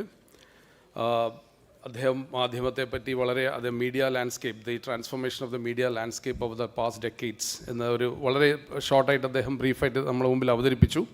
ഇനി നമുക്ക് 3 പാനലിസ്റ്റുകളുള്ളത്. ഒരുപാട് വിഷയങ്ങൾ അദ്ദേഹം തന്നെ ഗുരുമൂർത്തി സാറിനെ ഇവിടെ സൂചിപ്പിക്കുകയുണ്ടായി. എന്തായാലും നമുക്ക് പറയാൻ പറ്റുന്ന ചില കാര്യങ്ങൾ, അതായത് ചില സൂചകങ്ങൾ മാത്രം ഞാനിവിടെ അവതാരകൻ എന്ന നിലയ്ക്ക് അവതരിപ്പിക്കാം. നമുക്കറിയാം, ഒരു ജനാധിപത്യം എന്ന് പറയുന്നതിൽ 4ാം തൂണായിട്ടുള്ള ഡെമോക്രസി, പത്രം അല്ലെങ്കിൽ ഇത് എന്ന് പറയുന്നത്, മാധ്യമം എന്ന് പറയുന്നത് വളരെ പ്രധാനപ്പെട്ട ഒരു പങ്കാണ് അതിനുള്ളത്. And it is a truism that functioning democracy relies on a well informed public. ഈ വെൽ ഇൻഫോംഡ് പബ്ലിക് എന്നുള്ളതിനെ പറ്റിയിട്ടാണ് നമ്മൾ ഏറ്റവും കണ്ടൻഷ്യസ് ആയിട്ടുള്ളൊരു ഇഷ്യൂ എന്ന് പറയുന്നത്. പ്രത്യേകിച്ച് ഇന്നത്തെ സോഷ്യൽ മീഡിയ യുഗത്തിൽ ഇപ്പം ഗുരുമൂർത്തി സാർ അതിനെപ്പറ്റി പറയുകയുണ്ടായി. അപ്പോൾ ഇന്ന് ഒരു അത്യാനന്തര കാലത്ത് അല്ലെങ്കിൽ പോസ്റ്റ് ട്രൂത്തിൻ്റെ കാലത്ത് ഈ മിസ്ഇൻഫർമേഷൻ എന്ന് പറയുന്നത് വലിയൊരു സംഗതിയാണ്. നമുക്ക് ഇത്രയധികം we have a plethora of media, I mean print media, electronic media, social media. നമ്മളെ മുമ്പിൽ 10,000 എന്ന് പറയുന്ന പോലത്തെ നമുക്ക് ഇതുണ്ട്. പക്ഷേ എന്നിട്ടും നമുക്കൊരു സത്യത്തിലേക്ക് എത്തിച്ചേരാൻ എത്രമാത്രം ബുദ്ധിമുട്ടാണ് എന്നുള്ളതാണ്. ഇന്നത്തെ കാലത്ത് ഏറ്റവും ആൾക്കാർ തേടിപ്പോകുന്നൊരു സാധനം ഈ ഫാക്ട് ചെക്കേഴ്സാണ്. കാരണം അത്രമാത്രം വ്യാജ വാർത്തകൾ ഈ കാലത്ത് ഒഴുകുന്നുണ്ട് എന്നുള്ളതാണ് നമ്മൾ മനസ്സിലാക്കേണ്ടത്. അപ്പോൾ ഇത്തരത്തിലുള്ള പല പല വിഷയങ്ങൾ നമുക്കറിയാം. നമ്മുടെ രാജ്യം ഇന്ത്യ അല്ലെ ഭാരതം എന്ന് പറയുന്നത് ലോകത്തിലെ തന്നെ ഏറ്റവും വലിയൊരു മീഡിയ മാർക്കറ്റാണ്. ഇൻ ടേംസ് ഓഫ് കമേഴ്ഷ്യൽ ടേംസിൽ സംസാരിക്കുകയാണെങ്കിൽ വലിയൊരു മാർക്കറ്റാണ്, huge market. Crores and crores of newspapers are printed daily, weeklies, magazines, then of course you have several publications. കൂടാതെ ഇപ്പം നമുക്ക് സോഷ്യൽ മീഡിയയും അല്ലെങ്കിൽ ഇലക്ട്രോണിക് മാധ്യമങ്ങൾ, ടെലിവിഷൻ ചാനലുകളുടെ എണ്ണം തന്നെ എടുക്കാൻ പണിയാണ്. I just try to make a count of the number of news channels that are available at our disposal. ഞാൻ ജസ്റ്റ് നോക്കി. അപ്പോൾ ഗൂഗിൾ ചെയ്തപ്പോൾ തെറ്റാണ് ന്യൂസ് പറയുന്നത്. ഐ മീൻ അതിൽ ഗൂഗിളിൽ കൊടുത്തിരിക്കുന്നത് I think more than 350 or 400 news channels all over India in 30 languages. It's huge. അപ്പോൾ നമ്മൾ മൾട്ടി ലിംഗ്വൽ ആയിട്ടുള്ളൊരു രാജ്യത്ത് നമ്മൾ തന്നെ ഇപ്പം ഇംഗ്ലീഷ് കാണാറുണ്ട്, മലയാളം കാണാറുണ്ട്, തമിഴ് അറിയെങ്കിൽ തമിഴ് കാണും, അല്ലെങ്കിൽ ഹിന്ദി ഡെഫിനറ്റ്ലി കാണും നമ്മൾ.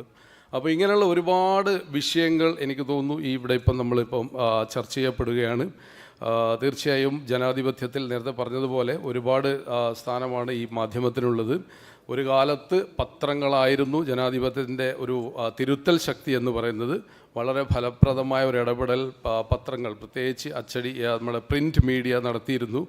അപ്പോൾ അത് ഇന്ന് ഗുരുമൂർത്തി സാറ് പറഞ്ഞതുപോലെ അതിന് ഒരുപാട് അപജയം സംഭവിച്ചിട്ടുണ്ട്. എസ്പെഷ്യലി ഈ ഗ്ലോബലൈസേഷന് ശേഷം കൂടുതൽ പണം ഈ മേഖലയിലേക്ക് വന്നതിന് ശേഷം.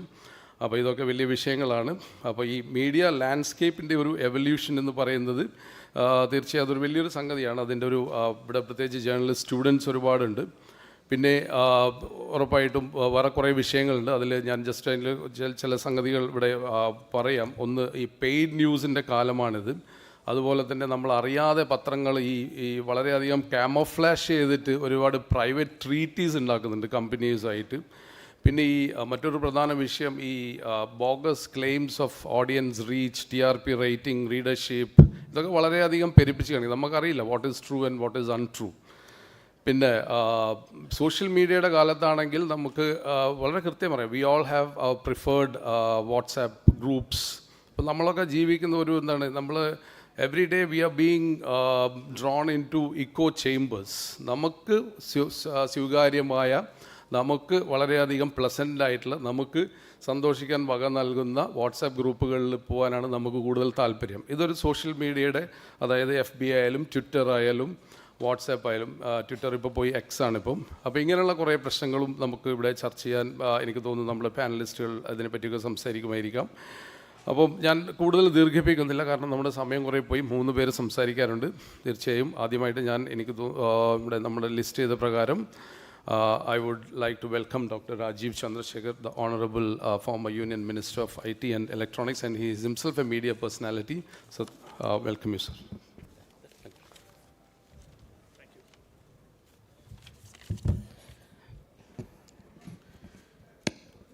എല്ലാവർക്കും എൻ്റെ വിനീതമായ നമസ്കാരം.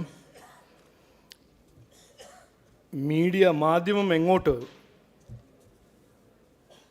വിതർ മീഡിയ നമ്മുടെ ഇന്ത്യൻ്റെ കോണ്ടെക്സ്റ്റിൽ ഏറ്റവും വലിയ ഡെമോക്രസിയായ നമ്മുടെ ഇന്ത്യ, ഏറ്റവും ഓൾഡസ്റ്റ് ഡെമോക്രസിയായ ഇന്ത്യ, നമ്മൾ ഡെമോക്രസീനെ പറ്റി ഡിസ്കസ് ചെയ്യുമ്പോൾ, നമ്മൾ ഇന്ത്യൻ ഡെമോക്രസീനെ പറ്റി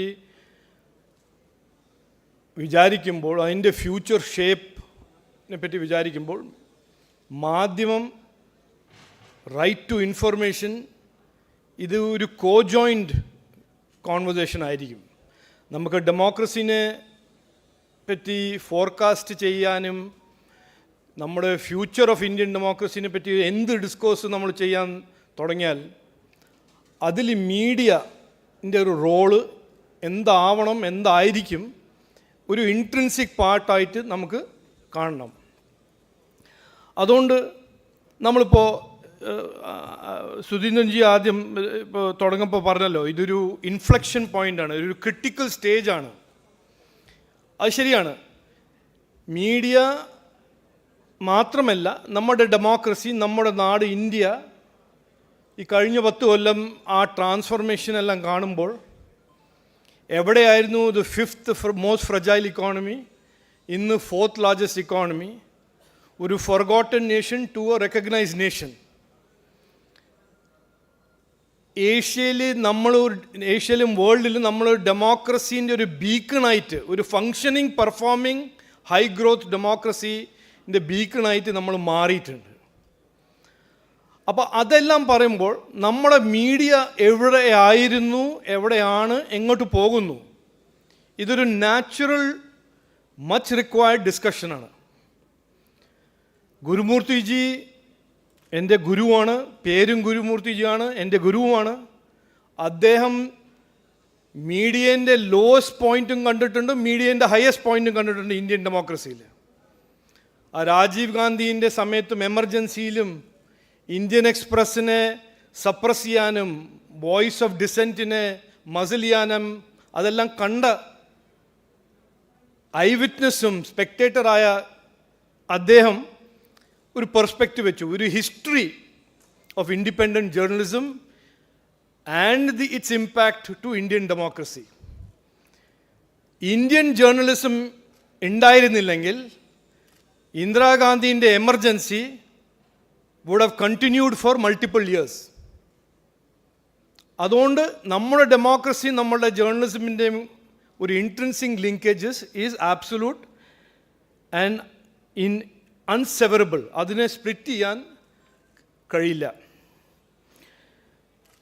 ഞാൻ 2 ടോപ്പിക്ക് മാത്രമേ അതിന് ഡിസ്കസ് ചെയ്യൂ. ഞാൻ നീണ്ടിട്ട് ഇതിനെ പറ്റി ഡിസ്കസ് ചെയ്യില്ല. ഞാൻ 2 പോയിന്റ്സ് ഞാൻ വെക്കാൻ ആഗ്രഹിക്കുന്നു എൻ്റെ പെർസ്പെക്റ്റീവ് നിന്ന്.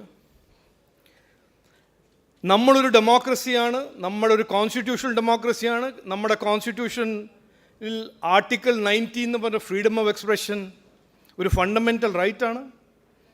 ബട്ട് ആ ആർട്ടിക്കിൾ 19 റെസ്ട്രിക്ഷൻസ് ഉണ്ട്, അത് നമ്മുടെ കോൺസ്റ്റിറ്റ്യൂഷനിലുണ്ട്. അതുകൊണ്ട് അൺലൈക്ക് USA, അവരുടെ ഫസ്റ്റ് അമെൻമെൻറ്റ് എന്ന് പറഞ്ഞാൽ ഒരു blanket absolute freedom of speech ആണ്. നമ്മുടെ നാട്ടിൽ നമ്മുടെ കോൺസ്റ്റിറ്റ്യൂഷനിൽ the freedom of expression should be used with restraint and responsibility. ആ ഒരു പ്രിൻസിപ്പിളാണ് നമ്മുടെ ഫണ്ടമെൻ്റൽ റൈറ്റ്. ആ ഡെമോക്രസി ഇവോൾവ് ചെയ്യുന്നു. അതിൽ 2 ട്രെൻഡ് ഞാൻ പറയാൻ ആഗ്രഹിക്കുന്നത്. ഒന്ന്, മീഡിയൻ്റെ ഒരു business model. Principal doctor C P Satheesh പറഞ്ഞു, എക്സലൻ്റ്ലി പറഞ്ഞു, ഒരു പ്രൊലിഫറേഷൻ ഓഫ് മീഡിയ. ഒരു 10-20 കൊല്ലം മുമ്പേ നോക്കുമ്പോൾ മീഡിയ ബ്രാൻഡ്സും മീഡിയ എന്ന് പറഞ്ഞാൽ ഒരു കയ്യിലോ 2 കയ്യിൽ കൗണ്ട് ചെയ്യാൻ പറ്റുന്ന സാധനമായിരുന്നു. അവരെല്ലാം അവരുടെ ബയസസും അവരുടെ ലീനിങ്സും അവരുടെ ആ ബ്രാൻഡും നമുക്ക് എല്ലാവർക്കും അറിയാമായിരുന്നു. ഈ പേപ്പർ ലെഫ്റ്റ് ഓഫ് സെൻറ്ററാണ്, മറ്റേ പേപ്പർ റൈറ്റ് ഓഫ് സെൻറ്ററാണ്, മറ്റേ പേപ്പർ സെൻട്രിസ്റ്റ് ആണ്, ഈ TV ചാനൽ ഇങ്ങനെയാണ്. അപ്പോൾ അത് ഒരു well understood viable media market ആയിരുന്നു. ഇന്ന് ഈ ബാരിയർ ഓഫ് എൻട്രി, ഇപ്പം മീഡിയ തുടങ്ങാൻ ഒരു TV ചാനലോ ഒരു ന്യൂസ് പേപ്പറോ, ഡിജിറ്റലിനെ പറ്റി ഞാൻ ഐ വിൽ ഡിസ്കസ് സെപ്പറേറ്റ്ലി, ഇത് തുടങ്ങാൻ അതിൻ്റെ ഒരു ബാരിയർ ഓഫ് എൻട്രി കമ്മിയാവുമ്പോൾ ഇന്ന് ഒരു അൺകൗണ്ടബിൾ ആര് എന്ത് പറയുന്നു, എത്ര ചാനലുണ്ട്, ചാനലിൻ്റെ പിന്നിൽ ആരാണ്, അത് അവരുടെ മോട്ടിവേഷൻ എന്താണ്, അതിൻ്റെ കാരണം ഞാൻ ഒരു റെസ്പോൺസിബിൾ പൊളിറ്റീഷ്യൻ്റെ റോളിൽ ഞാൻ പറയുന്നു, ഒരു ഇന്ത്യൻ സിറ്റിസൻ്റെ റോൾ പറയുന്നു. There is A sharp decline in the quality of journalism in India. ഇതിനെപ്പറ്റി ആർക്കും ഒരു ഡിബേറ്റോ ഡിസ്കസ് ചെയ്യേണ്ട ആവശ്യമില്ല. ഈ proliferation, multiple proliferation of brands and platforms in broadcast, in print, അതിൻ്റെ ഒരു കോൺസിക്വൻസ് ആണ് ഒരു ഡിക്ലൈൻ ഇൻ ജേർണലിസ്റ്റിക്, ഗുരുമൂർത്തിജി പറഞ്ഞു, journalistic quality and much more shocking integrity. ഇപ്പോൾ ഒരു 5-6 ദിവസം മുമ്പേ ഒരു ജേർണലിസ്റ്റ്, ഭയങ്കര റെപ്യൂട്ടഡ് ന്യൂസ് പേപ്പറിൻ്റെ ജേർണലിസ്റ്റ്, ഒരു സ്റ്റേറ്റിൽ case against miss black mailing, extortion. ഇതെല്ലാം 20 കൊല്ലം മുമ്പേ ഒരു എക്സെപ്ഷനായിരുന്നു, ഒരു ജനറൽ റൂളായിരുന്നില്ല. അതെ, എല്ലായിടത്തും ഉണ്ട് റോഗ് എലിമെൻറ്റ്സ്, അങ്ങനെ ജേർണലിസത്തിലുണ്ടായിരുന്നു. ബട്ട് ഇന്ന് ഈ വീക്കനിങ് ഇക്കണോമിക്സ് ഓഫ് മീഡിയ കാണുമ്പോൾ, ഈ വീക്കനിങ് മൾട്ടിപ്പിൾ കോമ്പറ്റീഷൻ്റെ കോണ്ടെക്സ്റ്റിൽ journalistic quality and integrity is under threat. ഇത് പറയാൻ ഒരു മടിയില്ല എനിക്ക്. ഇതൊരു ഫാക്റ്റാണ്, എല്ലാവർക്കും മനസ്സിലാക്കണം. സോ ഇത് ഒരു ട്രെൻഡ്. ഇതിനെ എങ്ങനെയാണ് നമ്മൾ ഫിക്സ് ചെയ്യാൻ പോകുന്നത്, ഇതിൻ്റെ എന്തായിരിക്കും ആൻസർ? എനിക്ക് ആൻസറൊന്നുമില്ല. ഞാൻ ഈ ട്രെൻഡാണ് ഞാൻ മുമ്പോട്ട് വയ്ക്കുന്നത്, എല്ലാവരുടെയും മുമ്പ് വയ്ക്കുന്നത്. സെക്കൻഡ് ട്രെൻഡ്, അതും ഡോക്ടർ സി പി സതീഷ് നന്നായിട്ട് മുമ്പോട്ട് വെച്ചിട്ടുണ്ട്. നമ്മളിപ്പോൾ TV ചാനൽ കൗണ്ട് ചെയ്യാൻ പറ്റുന്നില്ല എന്ന് പറഞ്ഞാൽ ഡിജിറ്റൽ പ്ലാറ്റ്ഫോം എത്രയുണ്ട്? ഇന്ന് ഞാൻ മിനിസ്റ്റർ ആകുമ്പോൾ ഒരു അറ്റംപ്റ്റ് ചെയ്തു കൗണ്ട് ചെയ്യാൻ. How many digital platforms are there in India delivering news? Uncountable. 1000 ആണോ, ലക്ഷമാണോ, 10 ലക്ഷമാണോ, ആർക്കും അറിയില്ല. ആ പ്ലാറ്റ്ഫോം, ഇന്ത്യനെ പറ്റി ന്യൂസ് കൊടുക്കുന്ന പ്ലാറ്റ്ഫോം ഇന്ത്യയിലാണോ, ചൈനയിലാണോ, പാകിസ്ഥാനിലാണോ, കാനഡയിലാണോ, അതും വെരിഫൈ ചെയ്യാൻ ഭയങ്കര ഡിഫിക്കൽട്ടി. അതുകൊണ്ട് നമ്മളിപ്പോൾ സെക്കൻഡ് മോസ്റ്റ് അലാർമിംഗ് അല്ല, ചാലഞ്ചിങ് ട്രെൻഡ് ഞാൻ പറയുന്നത് ടെക്നോളജി. നമ്മൾ അറിയുന്ന ഈ conventional legacy media model, T V, print, അതെല്ലാം ഭയങ്കര സ്പീഡിൽ മാറിയിട്ട് ഡിജിറ്റൽ ആവുന്നുണ്ട്. ഇന്ന് ഇന്ത്യയിൽ ഇത് ഒരു ഫാക്റ്റാണ്, അറിയുന്ന ഡേറ്റ പോയിൻ്റാണ്. 90 കോടി ജനങ്ങൾ ഇൻ്റർനെറ്റ് യൂസ് ചെയ്യുന്നുണ്ട്. 90 crore people are connected to the internet. By 2026 ആ നമ്പർ 120 കോടി ജനങ്ങൾ ഇന്ത്യയിൽ ഡയറക്റ്റായിട്ട് ഇൻ്റർനെറ്റ് കണക്ട് ചെയ്തിട്ട് അവരുടെ ബിസിനസ്, അവരുടെ കൺസംഷൻ, അവരുടെ ന്യൂസ്, അവരുടെ കോണ്ടൻറ്റ് അവിടെ നിന്നാണ് കൺസ്യൂം ചെയ്യാൻ പോകുന്നത്. അപ്പോൾ ഈ second trend, digital news, digital platform, digital മാധ്യമം, അതിൻ്റെ കോൺസിക്വൻസസിനെ പറ്റിയും പ്രിൻസിപ്പൽ ഡോക്ടർ സതീഷ് നന്നായി പറഞ്ഞു. മിസ്ഇൻഫർമേഷൻ, ആരെയാണ് ട്രസ്റ്റ് ചെയ്യാൻ പോകുന്നത്? നമ്മുടെ ഇപ്പം മാധ്യമത്തിൻ്റെ ഈക്കോ സിസ്റ്റമിൽ digital, multiple T V channels, print, ഇതിൽ ആരാണ് ശരിക്കും trusted source of content, trusted source of news? അത് എങ്ങനെ കണ്ടുപിടിക്കും? ഇത് ഭയങ്കര ഇമ്പോർട്ടൻ്റ് പോയിൻ്റാണ്. ബിക്കോസ് അദ്ദേഹം പറഞ്ഞു മിസ്ഇൻഫർമേഷൻ. ഇന്ന് ഡിജിറ്റൽ മീഡിയമിൽ, ഡിജിറ്റൽ ന്യൂസിൽ ഏറ്റവും വലിയ ഒരു ക്യാരക്ടറിസ്റ്റിക് ആണ് മിസ്ഇൻഫർമേഷൻ. മിസ്ഇൻഫർമേഷൻ പറഞ്ഞാൽ നുണ, ന്യൂസിൻ്റെ പേരിൽ നുണ, അതാണ് മിസ്ഇൻഫർമേഷൻ. ഈ മിസ്ഇൻഫർമേഷൻ ഞാൻ മിനിസ്റ്റർ ആകുമ്പോൾ ഇതിനെപ്പറ്റി നന്നായി സ്റ്റഡി ചെയ്ത ഒരു ഫാക്റ്റാണ്.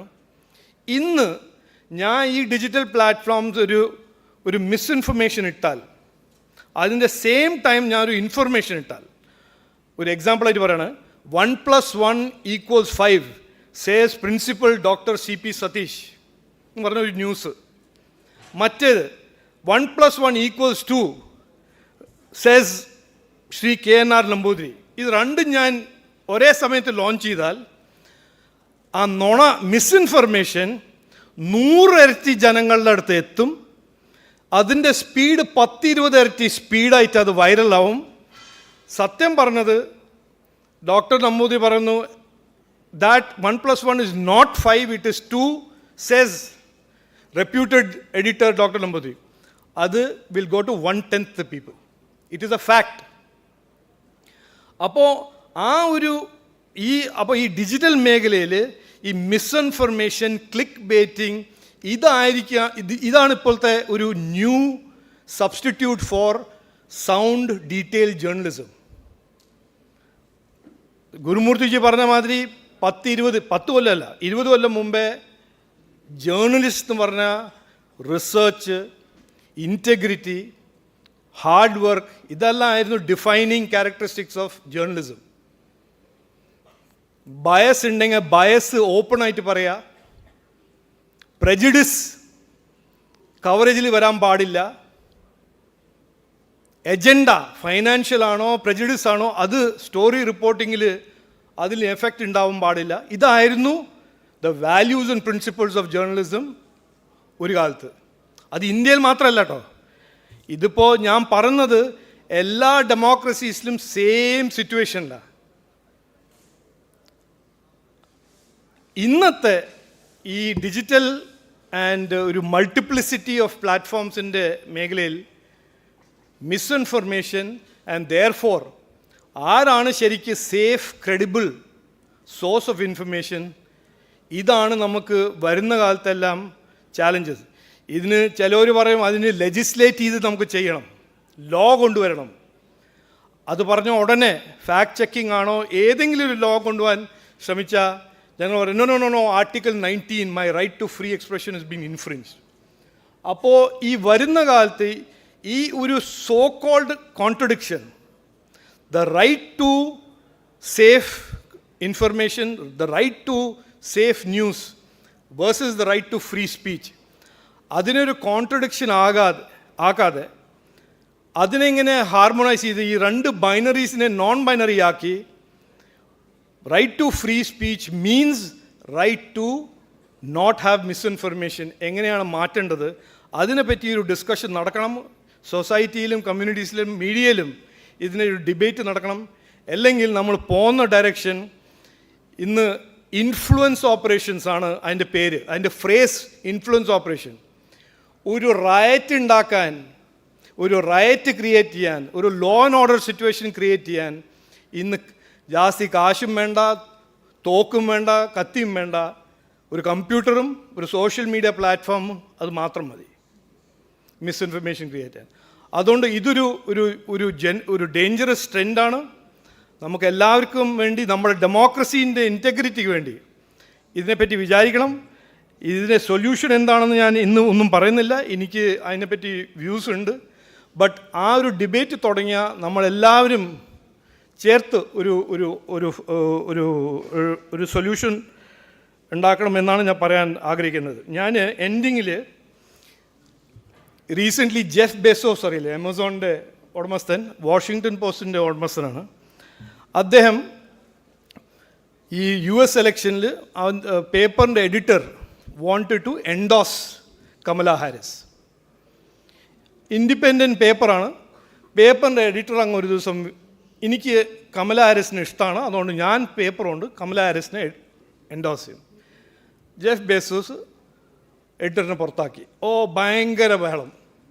ഫ്രീഡം ഓഫ് സ്പീച്ച്, ഉടമസ്ഥൻ എഡിറ്ററിനെ പുറത്താക്കി, ഇത് ഭയങ്കര എഡിറ്റോറിയൽ ഇൻറ്റഗ്രിറ്റി ഒരു ഭയങ്കര ചാലഞ്ചാണ്. അപ്പോൾ അദ്ദേഹം ഒരു ഓപ്പെഡ് അങ്ങ് എഴുതി. ഇത് ഞാൻ വായിക്കുന്നു, സ്റ്റുഡൻസ് ഉണ്ട്, അതുകൊണ്ട് അവരുടെ ബെനിഫിറ്റിനാണ് ഞാൻ വായിക്കുന്നത്. I quote, "Most people believe that media is biased. Anyone who doesn't see this is paying scant attention to reality, and those who fight reality lose. Reality is the only undefeated champion. Many people are turning to off-the-cuff podcasts, inaccurate social media posts, and other unverified news sources which can quickly spread misinformation and deepen divisions and create conflicts. While I do not and will not push my personal interest, I will not allow this paper to stay on autopilot and fade into irrelevance, overtaken by unresearched podcasts and social media misinformation. Not without a fight, it is too important." അപ്പോൾ ഞാൻ പറയുന്നത്, നമ്മുടെ മാധ്യമം ആ മേഖലയെ protect ചെയ്യാൻ ഇത് നമ്മളെല്ലാവരും ഒരു ഡ്യൂട്ടിയാണ്. അതുകൊണ്ട് we should not let it fail, not without a fight. Thank you. നമസ്കാരം. ജയ് ഹിന്ദ്. ഒരുപാട് നന്ദി സർ. അടുത്തതായി നമ്മോട് സംവദിക്കാൻ എത്തുന്നത് ജന്മഭൂമി ഫോർ മുൻ പത്രാധിപർ ശ്രീ KVS ഹരിദാസ് അവർകളാണ്. സാറിനെ ആദരപൂർവ്വം ക്ഷണിച്ചുകൊള്ളുന്നു.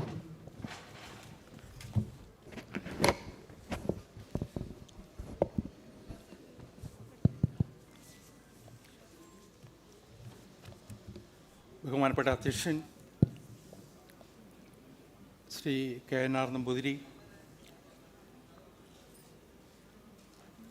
ഈ സെമിനാർ ഉദ്ഘാടനം ചെയ്ത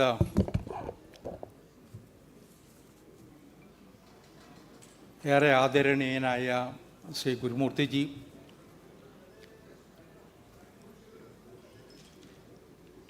ഇവിടെ ഇപ്പോൾ സംസാരിച്ച BJPയുടെ ദേശീയ വക്താവും മുൻ കേന്ദ്രമന്ത്രിയും ഒക്കെ ആയിട്ടുള്ള Shri Rajeev Chandrasekhar ji, doctor CP Satheesh, Shri AK Anuraj, Shri Sudheendrakumar, Shri MN Sundarraj,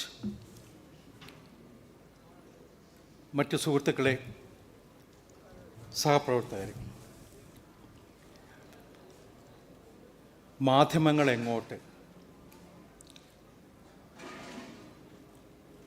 സാധാരണ നിലയ്ക്ക് മാധ്യമങ്ങളെ നിരീക്ഷിക്കുന്ന, മാധ്യമ പ്രവർത്തനത്തിൽ ഇടപെടുന്ന എല്ലാവരുടെയും മനസ്സിനെ അലട്ടുന്ന ഒരു ചോദ്യം തന്നെയാണിത്.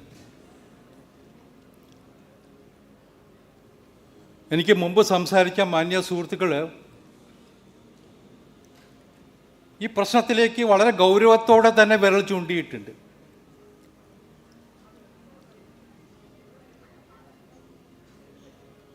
അധ്യക്ഷ പ്രസംഗത്തിൽ കെ.ആർ. നമ്പൂതിരി സാർ സൂചിപ്പിച്ചു എന്താണ് മാധ്യമപ്രവർത്തനം. നമ്മുടെ മുമ്പിൽ സത്യമെന്ന് ബോധ്യമുള്ളതേ റിപ്പോർട്ട് ചെയ്യാവൂ എന്നാണ് ആദ്യം പഠിപ്പിക്കുന്നത്. എന്ത് വാർത്തയാണെങ്കിലും മറുപക്ഷത്തിൻ്റെ വിശദീകരണം കൂടി നമ്മൾ ഉൾക്കൊള്ളണം എന്നാണ് രണ്ടാമത് പഠിപ്പിക്കാറുള്ളത്. സത്യമെന്ന് ബോധ്യമില്ലാത്ത ഒരു കാര്യവും റിപ്പോർട്ട് ചെയ്തുകൂടാ എന്ന് അടിവരയിട്ട് പറയുകയും ചെയ്യുന്നു. ഇതാണ് മാധ്യമപ്രവർത്തനത്തിൽ ഇറങ്ങുന്നവരുടെ മുമ്പിലുള്ള മൂന്ന് മാൻഡേറ്റുകൾ. ശരിയാണ്, വാർത്തകൾ എഴുതുമ്പോൾ തെറ്റുകൾ സംഭവിക്കാറുണ്ട്. പക്ഷെ പ്രിന്റ് മീഡിയയിൽ ഒരു പ്രത്യേകതയുണ്ട്. ഒരു വാർത്ത ചുരുങ്ങിയത് 4 പേരെങ്കിലും കാണാതെ പത്രത്തിൽ അച്ചടിച്ചു വരില്ല. വലിയ പത്രങ്ങൾ അതിൽ കൂടുതൽ പേര് കാണുന്നുണ്ടാവും. സാധാരണ ജന്മഭൂമിയിലൊക്കെ തന്നെ മിനിമം 3 പേരെങ്കിലും അത് കണ്ടിരിക്കും. അപ്പം 3 തലത്തിൽ അതിൻ്റെ ഒരു പരിശോധന നടക്കുന്നുണ്ട്. എങ്കിലും അബദ്ധങ്ങൾ പണയാറുണ്ട്, സംഭവിക്കാറുണ്ടാവും. മനഃപൂർവം ഒരു തെറ്റായ വാർത്ത ഒരാൾ റിപ്പോർട്ട് ചെയ്താൽ അത് തെറ്റാണെന്ന് അറിഞ്ഞുകൊണ്ട് അതിൻ്റെ സത്യം പറഞ്ഞ് ബോധ്യപ്പെടുത്തി പുറത്തുവിടാൻ ശ്രമിച്ചാൽ എനിക്ക് തോന്നുന്നില്ല അത്തരം ജേർണലിസ്റ്റുകൾക്ക് അധികകാലം പിടിച്ചു നിൽക്കാൻ പറ്റുമെന്ന്. അതാണ് നമ്മുടെ ചരിത്രം, അതായിരുന്നു നമ്മുടെ ചരിത്രം.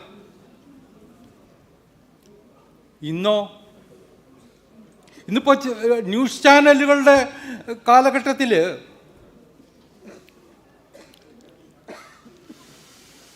ഞാൻ ഓർക്കുന്നത് ഇന്ത്യ വിഷനാണ് ആദ്യത്തെ ഒരു ഫുൾ ടൈം ന്യൂസ് ചാനലായിട്ട് വരുന്നത്.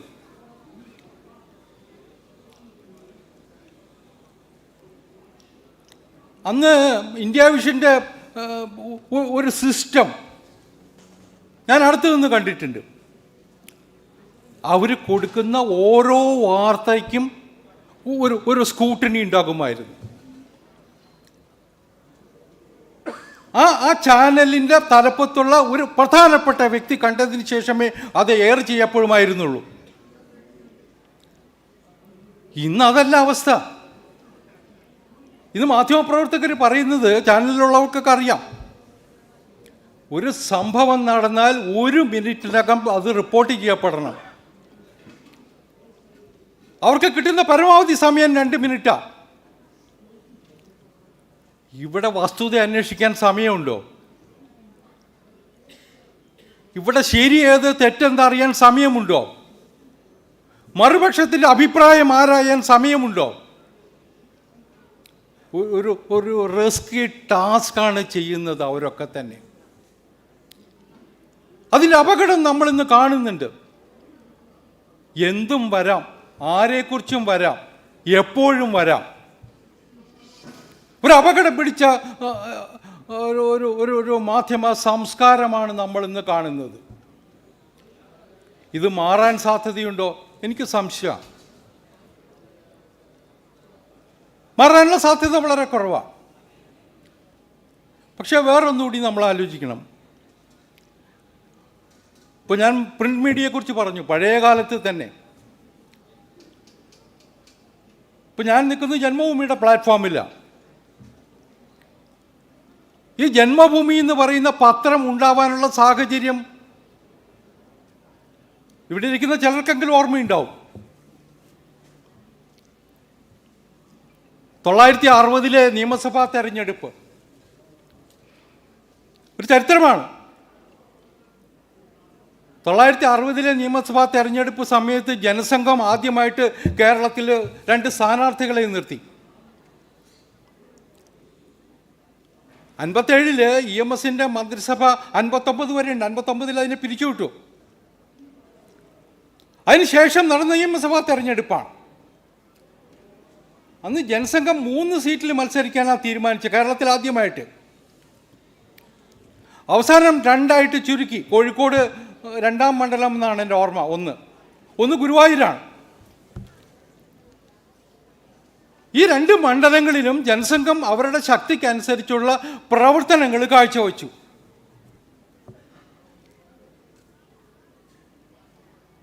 അന്ന് രാമപിള്ള സാറാണ് നമ്മുടെ മുതിർന്ന നേതാവ്. അദ്ദേഹമാണ് ഗുരുവായൂർ ക്യാമ്പ് ചെയ്ത് തെരഞ്ഞെടുപ്പ് പ്രവർത്തനം ഏകോപിപ്പിച്ചത്. നമ്മുടെ TN ഭരതേട്ടനായിരുന്നു സ്ഥാനാർത്ഥി. ജനസംഘത്തിൻ്റെ ആദ്യത്തെ സംസ്ഥാന അധ്യക്ഷനാണ് ഭരതേട്ടൻ.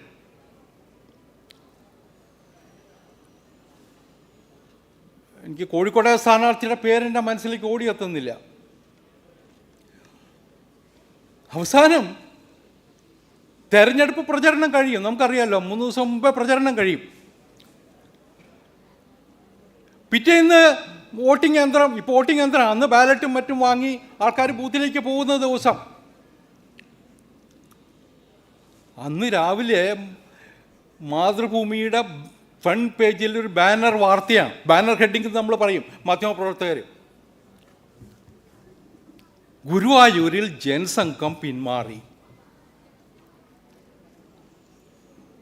കഷ്ടിച്ചൊരു മാസം നമ്മുടെ എല്ലാ സോഴ്സും ഉപയോഗിച്ച്, എല്ലാ ശക്തിയും ഉപയോഗിച്ച് ഗുരുവായൂർ ഇലക്ഷൻ ക്യാമ്പയിൻ നടത്തുന്നു. നമ്മുടെ ജനസംഘത്തിൻ്റെ സംസ്ഥാന അധ്യക്ഷനെ സ്ഥാനാർത്ഥിയാക്കിയിട്ട്. തെരഞ്ഞെടുപ്പ് പ്രചരണം കഴിഞ്ഞതിൻ്റെ പിറ്റേന്ന് രാവിലെ അതിനെ മറികടക്കാൻ എന്താ ചെയ്യുക? വീട് തോറും നടന്ന് പറയാൻ കഴിയണം. അതിനുള്ള സംഘടനാശേഷി നമുക്കില്ലെന്ന്, ജനസംഘത്തിനില്ലെന്ന്. അങ്ങനെ ഒരു കൊടിയ വഞ്ചന, എനിക്ക് തോന്നുന്നു ഇന്ത്യൻ മാധ്യമ രംഗത്ത് ഇത്രയും വലിയൊരു കൊടിയ വഞ്ചന വേറെ ഉണ്ടായിട്ടില്ല. അത് മാതൃഭൂമിയുടെ ഭാഗത്തു നിന്നാണ് ഉണ്ടായത്. അന്ന് ജനസംഘത്തിൻ്റെ നേതാക്കന്മാരിരുന്ന് ആലോചിച്ചു, ഇതിനെന്താ പോംവഴി? നമ്മുടെ കയ്യിലൊരു ചെറു പത്രം ഉണ്ടായിരുന്നെങ്കിൽ പിറ്റേന്ന് നമുക്കത് ഓവർകം ചെയ്യാൻ കഴിയുമായിരുന്നു. അന്ന് 960 തുടങ്ങിയ ചിന്തയാണ് 75 ജന്മഭൂമി തുടങ്ങുന്നതിലെത്തിച്ചത്. പക്ഷേ 962 ഗുരുവായൂരിൽ നിന്ന് തന്നെ നമ്മുടെ പ്രവർത്തകർ, BJPയുടെ ജനസംഘത്തിൻ്റെ പ്രവർത്തകരും സംഘത്തിൻ്റെ അനുഭാവികളും ചേർന്നിട്ട് ഒരു പത്രം തുടങ്ങി, സായാഹ്ന പത്രം. സ്വതന്ത്ര മണ്ഡപം എന്ന പേര്. ഇപ്പം ഞാനൊക്കെ വിദ്യാർത്ഥി രാഷ്ട്രീയവുമായിട്ട് നടക്കുന്ന 78-80 കാലഘട്ടത്തിലൊക്കെ തൃശ്ശൂര പത്രമുണ്ട്. ഇന്നതിൻ്റെ സ്ഥിതി എന്താണെന്ന് എനിക്കറിയില്ല. തൃശ്ശൂർ ആ കാലഘട്ടത്തിൽ അനവധി സായാഹ്ന പത്രങ്ങളുണ്ടായിരുന്നു, കോഴിക്കോടെ പോലെ കണ്ണൂരെ പോലെ. അതിലൊന്നായിരുന്നു സ്വതന്ത്ര മണ്ഡപം. പിന്നീടാണ് 75 അടിയന്തരാവസ്ഥയ്ക്ക് തൊട്ട് മുമ്പ് ജന്മഭൂമി ലോഞ്ച് ചെയ്യുന്നത്. ഇതേ കാലഘട്ടത്തിൽ തന്നെ കൊച്ചിയിൽ ജനസംഘത്തിൻ്റെ നേതാക്കന്മാരുന്ന TMV ഷാണായിയും KG വാത്യാർജിയും ഒക്കെ ചേർന്നിട്ട് ഒരു രാഷ്ട്രവാർത്ത എന്നൊരു പത്രം, അന്ന് അവിടെ ഉണ്ടായിരുന്ന പത്രം, അത് നമ്മൾ വിലയ്ക്ക് വാങ്ങി തുടങ്ങി. അന്ന് നമ്മുടെ കുമ്മനം രാജേട്ടനായിരുന്നു ആ രാഷ്ട്രവാർത്തയുടെ ആദ്യത്തെ പത്രാധിപർ. അപ്പോൾ നമ്മൾ ജനസംഘത്തിൻ്റെ കാലഘട്ടത്തിലാണെങ്കിലും നമ്മുടെ സംഘപ്രസ്ഥാനങ്ങളൊക്കെ ആണെങ്കിലും മാധ്യമരംഗത്തെ ഇടപെടലുകൾ നടത്തണം എന്ന് തീരുമാനിച്ചത് ഇത്തരം അപകടം പിടിച്ച നിലപാടുകളെ കൊണ്ടാണ്. ജനസംഘം ആ തെരഞ്ഞെടുപ്പിൽ 960 തെരഞ്ഞെടുപ്പിൽ ഗുരുവായൂർ ജയിക്കാനൊന്നും പോകുമായിരുന്നില്ല. പക്ഷേ അതിന് ശക്തി തെളിയിക്കാൻ സാധിക്കുമായിരുന്നു ആ തെരഞ്ഞെടുപ്പിൽ. അതിന് തക്ക അന്തരീക്ഷം അവിടെ ഉണ്ടായിരുന്നു. അതിനെ അട്ടിമറിക്കാൻ അന്ന് കുറൂർ നമ്പൂതിരിപ്പാടും അതുപോലെ KP കേശവനും VM നായരും ഒക്കെ ആധിപത്യം പുലർത്തുന്ന മാതൃഭൂമിയാണ്. അവരതിന് തയ്യാറായി എന്നതാണ് നമ്മൾ കാണേണ്ടത്. നമ്മുടെ സാധാരണ BJPയുടെയൊക്കെ പഠന ക്ലാസ്സുകളിൽ ഇക്കാര്യം സൂചിപ്പിക്കാറുണ്ട്.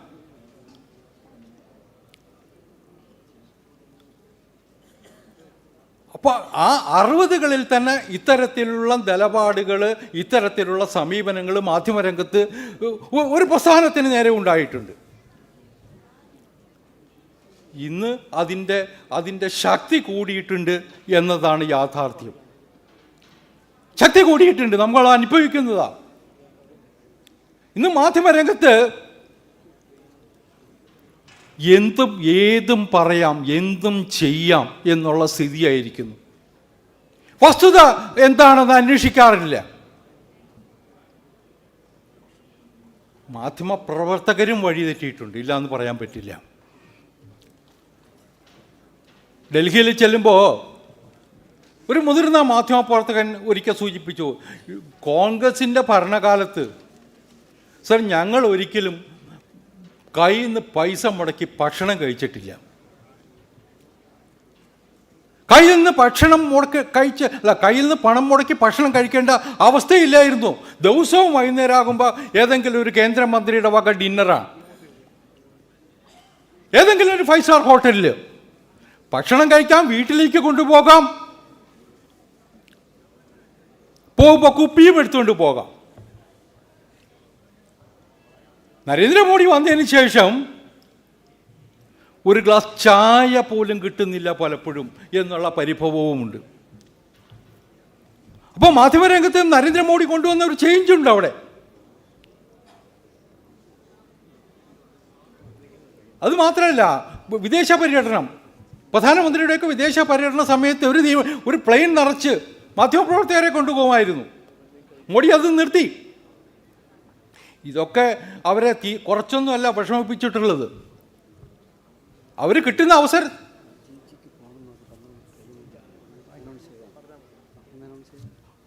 രാജീവ്ജിക്ക് ഇവിടുന്ന് പാലക്കാട്ടേക്ക് പോവുകയാണ് അദ്ദേഹം തെരഞ്ഞെടുപ്പ് പ്രവർത്തനവുമായിട്ട്. അപ്പോൾ അദ്ദേഹത്തിന് യാത്രയാവണമെന്ന് പറഞ്ഞു. നാളെ ആണോ അവിടെ ഉണ്ടോ?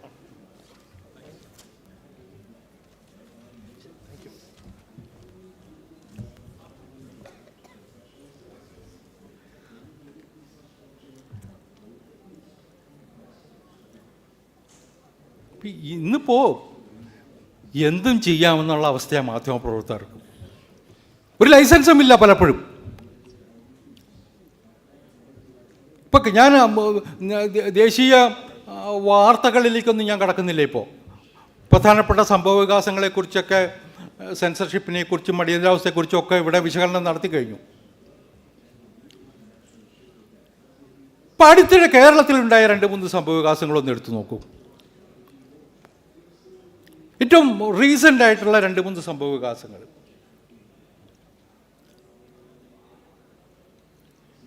അതിലൊന്ന് വയനാട് ദുരന്തം. നമ്മുടെയൊക്കെ ചാനലുകളിൽ ചർച്ചയ്ക്ക് ചെല്ലുന്ന സമയത്ത് നമ്മുടെ ആങ്കർമാർ വസ്തുത പഠിക്കാതെയാണ് വന്നിരുന്നിട്ട് കമൻറ്റുകൾ പാസ്സാക്കുന്നത്. നമ്മുടെ നാട്ടിലൊരു ദേശീയ ദുരന്ത നിവാരണ നിയമമുണ്ട്. ആ നിയമം അനുശാസിക്കുന്നത് എന്താണെന്ന് മനസ്സിലാക്കാതെ വയനാടിന് മോഡി എന്ത് കൊടുത്തു? മോഡി ഇവിടെ വന്ന് സന്ദർശിച്ചിട്ട് പോയില്ലേ, നിങ്ങൾ എന്ത് കൊടുത്തു?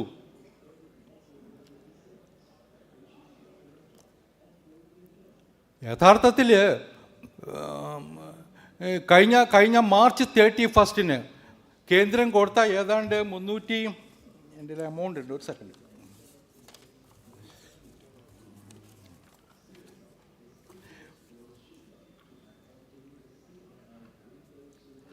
394 കോടി രൂപ കേരള സർക്കാരിൻ്റെ കയ്യിലുണ്ട്. ദുരന്ത നിവാരണത്തിനായിട്ട് കേന്ദ്ര സർക്കാർ കൊടുത്ത 394.99 കോടി രൂപ കഴിഞ്ഞ മാർച്ച് 31 കേരള സർക്കാരിൻ്റെ കയ്യിലുണ്ട്. വയനാട് ദുരന്തമുണ്ടായതിന് ശേഷം 2 തവണയായിട്ട് 388 കോടി രൂപ കൂടി കേരളത്തിന് കൊടുത്തു മോഡി.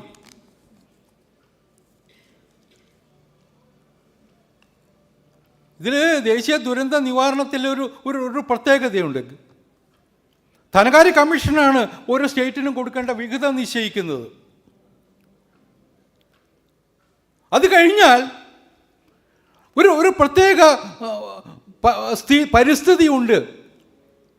അത് വിലയിരുത്തി കൂടുതൽ ധനസഹായം നൽകണമെങ്കിൽ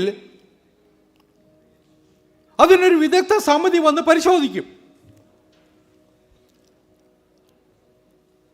ആ വിദഗ്ധ സമിതി വയനാട്ടിൽ വന്ന് പരിശോധിച്ചിട്ടുണ്ട്. അവർ ഡൽഹിയിൽ ആഭ്യന്തര സെക്രട്ടറിയുടെ അധ്യക്ഷതയിൽ യോഗം ചേർന്നിട്ട് സ്ഥിതിഗതികൾ വിലയിരുത്തിയിട്ട് ഇതിനകത്ത് എന്ത് ചെയ്യണമെന്ന് തീരുമാനമെടുക്കും.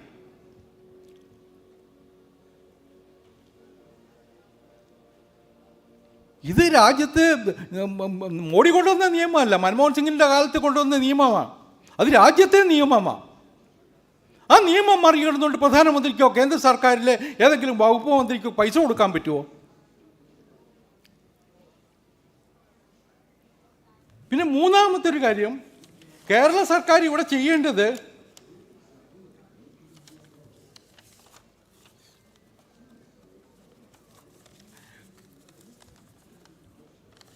ഈ പ്രശ്നങ്ങൾ ചൂണ്ടിക്കാട്ടി ഒരു സമഗ്രമായ നിവേദനം കൊടുക്കണം.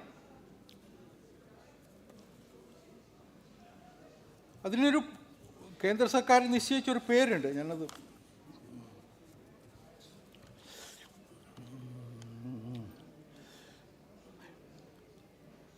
PDNA, post disaster needs assessment എന്നാണ് പറയുന്നത്.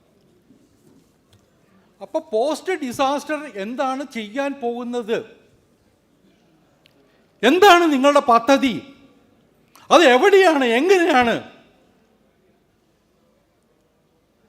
ഇത്തരം വിശദമായ റിപ്പോർട്ട് കേന്ദ്ര സർക്കാരിന് നൽകണം.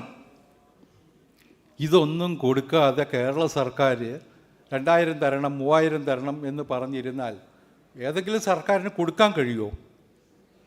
ഈ പ്രശ്നം ഹൈക്കോടതിയിൽ ഉന്നയിച്ചു ഈ അടുത്ത ദിവസം. ഞാനത് സൂചിപ്പിക്കുന്നത് അതുകൊണ്ടാണ്. ഹൈക്കോടതിയിൽ ഉന്നയിച്ച സമയത്ത് കേന്ദ്ര സർക്കാർ സത്യവാങ്മൂലം കൊടുത്തു, ഇന്നതാണ് നിയമങ്ങൾ, ഇന്നതാണ് ചട്ടങ്ങൾ. കേരളം ഇതുവരെ ഈ PDNA എന്ന് പറയുന്ന മെമ്മോറാണ്ടം കൊടുത്തിട്ടില്ല. അപ്പോൾ ഓപ്പൺ കോർട്ടിലെ ജഡ്ജിമാർ കേരള സർക്കാരിൽ ഏജിയോട് ചോദിച്ചു, എന്താ നിങ്ങൾ ചെയ്യാൻ പോകുന്നത്? So that is being prepared. അത് തയ്യാറായിക്കൊണ്ടിരിക്കുന്നു എന്നാണ് പറഞ്ഞു. ഇതുവരെ കൊടുത്തിട്ടുണ്ടെന്ന് എനിക്ക് തോന്നുന്നില്ല. പക്ഷെ കേരളത്തിലെ മാധ്യമങ്ങൾ എന്താ, ഇപ്പോൾ വയനാട് ഉപതെരഞ്ഞെടുപ്പ് കൂടി നടക്കുന്നതുകൊണ്ട് മോഡിയെയും മറ്റ് സംവിധാനങ്ങളെ ആക്ഷേപിക്കാനുള്ളൊരു അവസരമായിട്ട് ഉയർത്തിട്ട് കള്ളക്കഥകൾ പ്രചരിപ്പിക്കല്ലേ. ഇത് ചർച്ച ചെയ്യാൻ പോയാൽ നമ്മുടെ ആങ്കർമാർ വാതുറക്കാൻ സമ്മതിക്കുകയില്ല. കാരണം വിവരമില്ലാതെ കാര്യങ്ങൾ മനസ്സിലാക്കാതെ മോഡി വന്ന് പോയതല്ലേ, കുട്ടികളെ കെട്ടിപ്പിടിച്ചിട്ട് പോയതല്ലേ, എന്തുകൊണ്ട് കൊടുക്കുന്നില്ല? നമ്മുടെ മാധ്യമ രംഗത്തുള്ള വലിയ വലിയ വൻ തോക്കുകൾ ആയിട്ടുള്ള ആങ്കർമാരുടെ വിവരക്കേടുകളെക്കുറിച്ചാണ് ഞാൻ സൂചിപ്പിച്ചത്. വേറൊന്നൊരു തരം ചിറ്റമെന്നയ്യ. ഇപ്പോൾ കേരളം മാത്രമല്ല, ഇന്ത്യ മുഴുവൻ ചർച്ച ചെയ്യുന്നൊരു വിഷയമാണ് മുനമ്പം. അവിടുത്തെ 600-ലേറെ കുടുംബങ്ങൾ വഴിയാധാരാകാൻ പോവുക.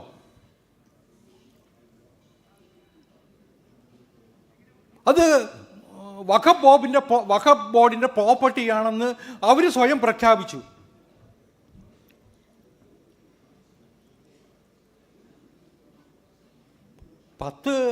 മൂന്ന് തലമുറയായിട്ട് മുനമ്പത്ത് താമസിക്കുന്നവരെ ഞാനവിടെ പോയിരുന്നു. അവർക്ക് അവിടെ ഒരു സേട്ടിൻ്റെ ഭൂമിയായിരുന്നു.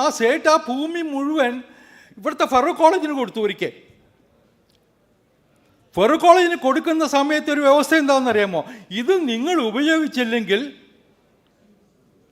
തിരികെ സേട്ടിന് കിട്ടണമെന്നാ. വഖഫ് എന്ന് പറഞ്ഞ് നമുക്കറിയാം, ദൈവത്തിന് കൊടുക്കുന്നത്, അള്ളാഹിന് കൊടുക്കുന്നതാണ്. അത് തിരിച്ചെടുക്കാൻ പറ്റുമോ? അപ്പോൾ ഇത് വഖഫ് പ്രോപ്പർട്ടി അല്ല എന്ന് അതിൻ്റെ ഡോക്യുമെൻറ്റിൽ തന്നെ വ്യക്തതയുണ്ട്. അത് മാത്രമല്ല, ഇപ്പോൾ അവിടെ താമസിക്കുന്ന 600ഓളം കുടുംബങ്ങൾ ഈ നമ്മുടെ ഫറൂഖ് കോളേജിൻ്റെ ട്രസ്റ്റിന് പൈസ കൊടുത്ത് സ്ഥലം വിലയ്ക്ക് വാങ്ങിയവരാ. ആധാരമുണ്ട്. ഈ വസ്തുത കേരളത്തിൽ ഏതെങ്കിലും ചാനൽ ചർച്ച ചെയ്തോ? ഒരു ചാനലും ചർച്ച ചെയ്തില്ല, ഒരു ചാനൽ. ഏറ്റവും ഒടുവിൽ ഇവിടുത്തെ മുസ്ലിം സംഘടനകൾ ഒന്നിച്ച് ചേർന്നിട്ട് കുഞ്ഞാലിക്കുട്ടിയും പാണക്കാട് തങ്ങളും ഒക്കെ ചേർന്നിട്ടൊരു നിലപാടെടുത്തു, ഇത് പ്രശ്നം പരിഹരിക്കണമെന്ന്. അതിനുശേഷമാണ് മലയാളത്തിലെ ഒരു പ്രധാനപ്പെട്ട ചാനൽ ചർച്ച ചെയ്തത്. അപ്പോൾ വളരെ സെലക്റ്റീവാണ്. അതേ സമയത്ത് നമ്മുടെ രാജ്യത്തെ ബാധിക്കുന്ന ഒരു പ്രശ്നമാണെങ്കിൽ, രാഷ്ട്രത്തെ ബാധിക്കുന്ന പ്രശ്നമാണെങ്കിൽ, രാജ്യത്തിൻ്റെ ഐക്യത്തെയും അഖണ്ഡതയും ബാധിക്കുന്ന ഒരു പ്രശ്നമാണെങ്കിൽ ഇവർ പകൽ അത് ചർച്ച ചെയ്യും. ഒരു ദേശവിരുദ്ധ മനസ്സോടുകൂടിയാണ് നമ്മുടെ മാധ്യമപ്രവർത്തകർ പലപ്പോഴും പ്രവർത്തിക്കുന്നത് എന്ന് പറയാതിരിക്കാൻ വയ്യ.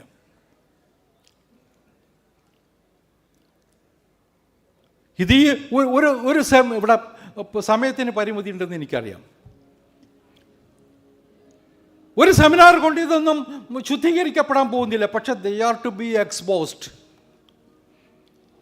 അവർക്കെതിരെ തുടർച്ചയായിട്ട് സംസാരിച്ചു കൊണ്ടേയിരിക്കണം. അവരുടെ ചെയ്തികൾ തുറന്നു കാട്ടപ്പെടണം. മുനമ്പം പ്രശ്നത്തിൽ ഞാൻ എൻ്റെ ഒരു മാധ്യമ സുഹൃത്തിനോട് സംസാരിക്കുമ്പോൾ പറഞ്ഞത്, സാർ ഞങ്ങൾക്കത് ചർച്ച ചെയ്യാൻ പറ്റില്ല സാർ. ചർച്ച ചെയ്താൽ അയാൾ പറഞ്ഞത് ആരാണെന്ന് എനിക്കറിയില്ല, ഞങ്ങൾക്ക് പതിവായിട്ട് ഫുൾ പേജ് പരസ്യം തന്നെ അവർ പറഞ്ഞിട്ടുണ്ട് അത് നിർത്തുമെന്ന്. കൊച്ചിയിൽ മുനമ്പത്ത് കുറേ നാളുകളായിട്ട് സമരം നടക്കുന്നുണ്ട്. ആ മുനമ്പം ഭാഗത്ത് മാത്രമാണ് വാർത്ത വരിക, എക്സെപ്റ്റ് ജന്മഭൂമി ആൻഡ് ജനം. മുനമ്പം ഭാഗത്ത് മാത്രമാണ് വാർത്ത വരുന്നത്. കാരണം അവിടെ ആ വാർത്ത കൊടുത്തില്ലെങ്കിൽ അവരുടെ പത്രം ചിലവാവില്ല അവിടെ, അതുകൊണ്ട് കൊടുക്കുന്നു. ഇത് സത്യസന്ധമായ നിഷ്പക്ഷമായ മാധ്യമപ്രവർത്തനമാണോ? എനിക്ക് ഓർമ്മ വരുന്നത് നിർമ്മല കോളേജിൽ സംഭവം ഉണ്ടായി, മൂവാറ്റുപുഴയിൽ.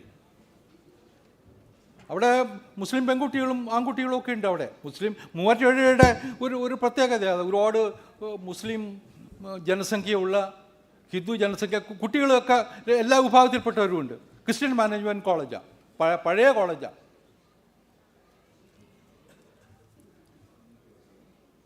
അവിടെ ഒരു സുപ്രഭാതത്തിൽ മുസ്ലിം കുട്ടികൾ ഞങ്ങൾക്ക് നിസ്കരിക്കാൻ സ്ഥലം വേണം കോളേജിനകത്ത് എന്നൊരു വാദം ഉന്നയിച്ചു.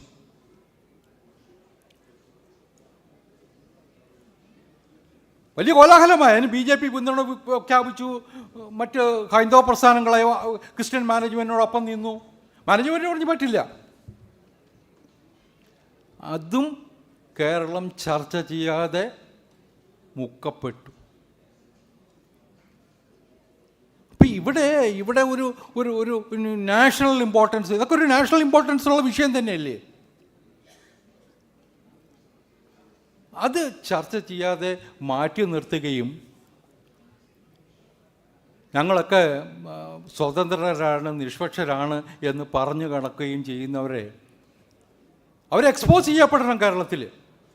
കേരളത്തിൽ അതിന് വലിയ ആ ഒരു ചുമതല ഏറ്റെടുക്കാൻ ഒരു ജന്മഭൂമിയുടെ സെമിനാർ കൊണ്ട് കഴിയില്ല. പക്ഷേ നമുക്കതിനകത്ത് ഒരുപാട് കാര്യങ്ങൾ ചെയ്യാനുണ്ട് എന്ന് മാത്രം ഓർമ്മിപ്പിച്ചുകൊണ്ട് ഞാൻ നിർത്തുന്നു. ജന്മഭൂമിയുടെ 50 വർഷം പൂർത്തിയാകുന്ന വേളയിൽ ഏറെ അഭിമാനമുണ്ട്. അതിൻ്റെ കാര്യകർത്താക്കന്മാർക്ക് എല്ലാ ആശംസകളും നേരുന്നു. നമസ്കാരം. നന്ദി സർ. അടുത്തതായി നമ്മളോട് സംസാരിക്കാനെത്തുന്നത് മഹാത്മാഗാന്ധി കോളേജ് ഓഫ് മാസ് കമ്മ്യൂണിക്കേഷൻ്റെ ഡയറക്ടറും മുതിർന്ന പത്രപ്രവർത്തകനുമായ ശ്രീ AK അനുരാജ് സാറാണ്.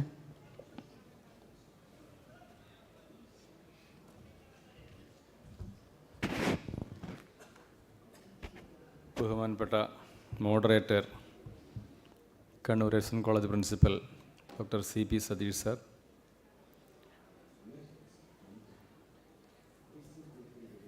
Janmabhumi chief editor Shri KNR Namboothiri ji, Shri KVS Haridas G,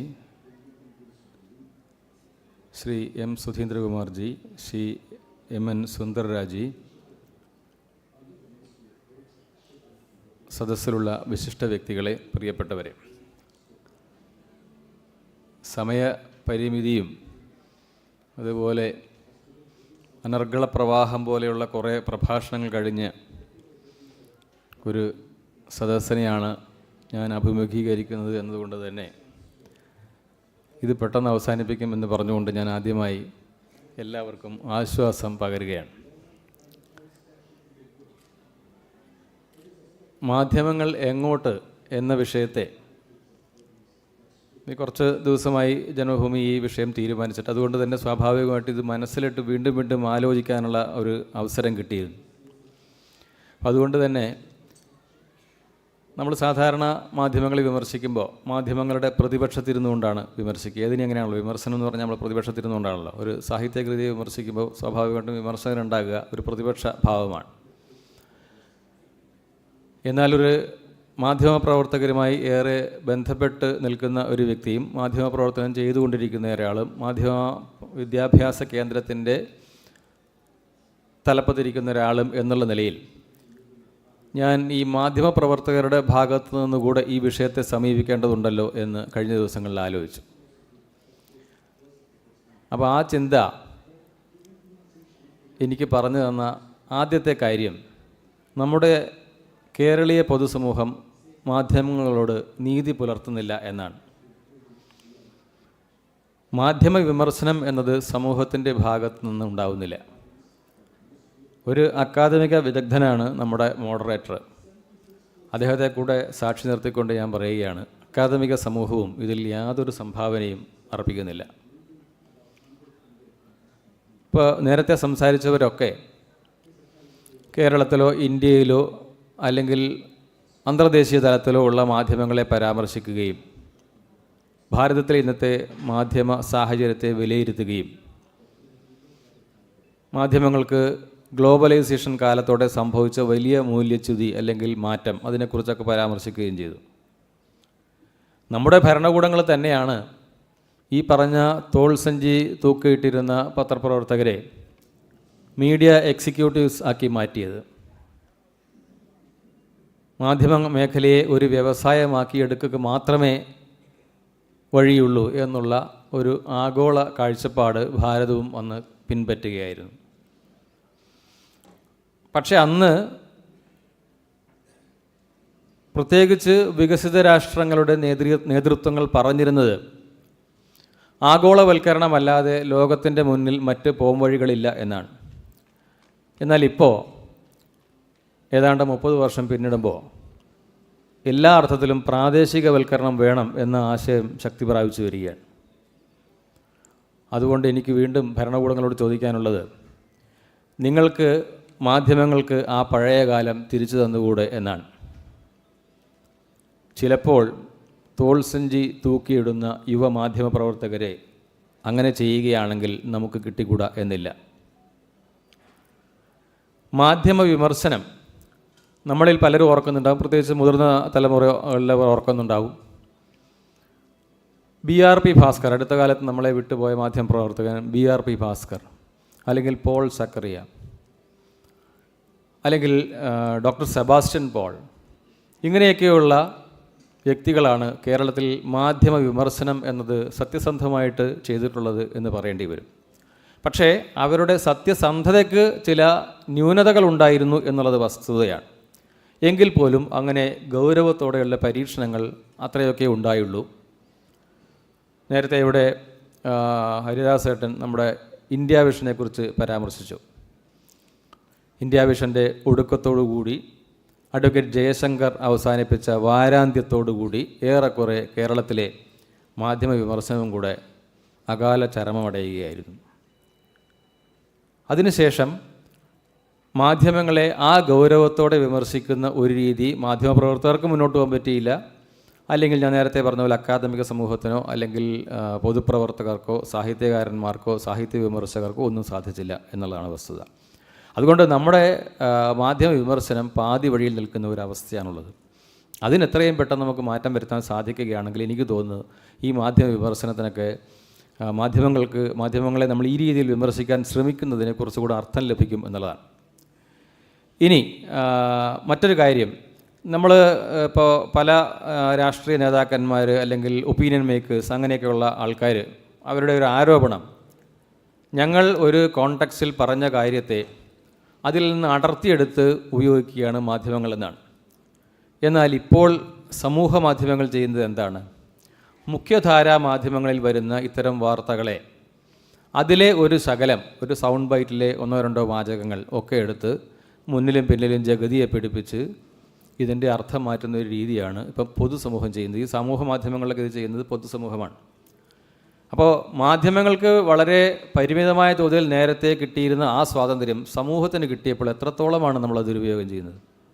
അപ്പോൾ അതുകൊണ്ട് ആ ഒരു സാഹചര്യത്തെ മുൻനിർത്തിക്കൊണ്ട് പൊതുസമൂഹം അതിൽ നിന്ന് പിൻവാങ്ങണം എന്ന ഒരു അഭ്യർത്ഥന കൂടി ഞാൻ മാധ്യമപ്രവർത്തകർക്ക് വേണ്ടി ഈ സദസ്സിൻ്റെ മുന്നിൽ വെക്കുകയാണ്. ഇനി നമുക്ക്, ഞാൻ നേരത്തെ ടെലിവിഷൻ ചാനലുകളുടെ കാര്യം പറഞ്ഞു. പത്രങ്ങളിൽ ഇപ്പോൾ നമ്മുടെ ഇവിടെയുള്ള മുതിർന്ന മാധ്യമപ്രവർത്തകർ ബാലകൃഷ്ണനൊക്കെ അറിയാം. അതായത് മിഡിൽ പീസ് എന്ന് പറഞ്ഞൊരു കാര്യം നമ്മൾ എഡിറ്റ് പേജുകളിൽ വരുന്ന നമ്മുടെ ചീഫ് എഡിറ്റർക്കൊക്കെ അറിയാം. നമ്മുടെ മിഡിൽ പീസ് ആയിട്ട് എഡിറ്റോറിയൽ പേജിൽ വരുന്ന മിക്കവാറും മാധ്യമപ്രവർത്തകർ, മുതിർന്ന മാധ്യമപ്രവർത്തകർ കൈകാര്യം ചെയ്യുന്ന പങ്ക്തി പണ്ടൊക്കെ എത്രത്തോളം വിമർശന ബുദ്ധിയോടെയായിരുന്നു അല്ലെങ്കിൽ അത്രത്തോളം ആഴത്തിലുള്ള അറിവോടെയായിരുന്നു എഴുതിയിരുന്നത്. പലപ്പോഴും അതിന് ഈ കോളങ്ങളിൽ മാധ്യമപ്രവർത്തനം വിഷയമായിട്ടുണ്ട്, വളരെ ശക്തമായി വിമർശിക്കപ്പെട്ടിട്ടുണ്ട്. ഒരു ഉദാഹരണം, നമ്മുടെ കോഴിക്കോട് പ്രസ് ക്ലബിൻ്റെ മുന്നിൽ പോയാൽ ഇപ്പോഴും മീഡിയ കഫേ എന്നൊരു ബിൽഡിംഗ് കാണാം. നിർഭാഗ്യവശാല കഫേക്ക് 2 F ഉണ്ട് അതിൻ്റെ സ്പെല്ലിങ്ങിൽ. എന്തായാലും മുമ്പൊരു കാലത്ത് എനിക്ക് തോന്നുന്നത് ശ്രീ സുധീന്ദ്രകുമാർജി പ്രസിഡൻറ്റോ ഒക്കെ ആയിരിക്കുമ്പോഴാണോ, നിങ്ങളാണോ മീഡിയ കഫേ? ആ സമയത്തായിരിക്കണം പ്രസ് ക്ലബിൻ്റെ മുന്നിൽ മീഡിയ കഫേ എന്നൊരു സ്ഥാപനം തുടങ്ങണം എന്ന് പറഞ്ഞൊരു ആലോചനയുണ്ടായി. അത് വലിയ വിവാദമായി. അങ്ങനെ എൻ്റെ ഓർമ്മ ശരിയാണെങ്കിൽ ഭാഷാഭൂഷണിയിൽ ശ്രീ ജോസ് പനച്ചിപ്പുറം എന്ന ഇപ്പോൾ മലയാള മനോരമയുടെ എഡിറ്റോറിയൽ ഡയറക്ടറായിട്ടുള്ള പനച്ചി, അദ്ദേഹത്തിൻ്റെ കോളത്തിൽ അദ്ദേഹം ഇത് പരാമർശിക്കുകയും ഇങ്ങനെ ഒരു തർക്കം പത്രപ്രവർത്തകരുടെ ഇടയിൽ കോഴിക്കോട്ട് നടക്കുന്നുണ്ട്, പറ്റുമെങ്കിൽ ആ സ്ഥാപനത്തിന് മീഡിയ കഫേ എന്ന് പേരിടണം എന്ന് പറയുകയും ചെയ്തു. കുറച്ച് കഴിഞ്ഞപ്പോൾ ഈ മീഡിയ കഫേ ഉണ്ടായി.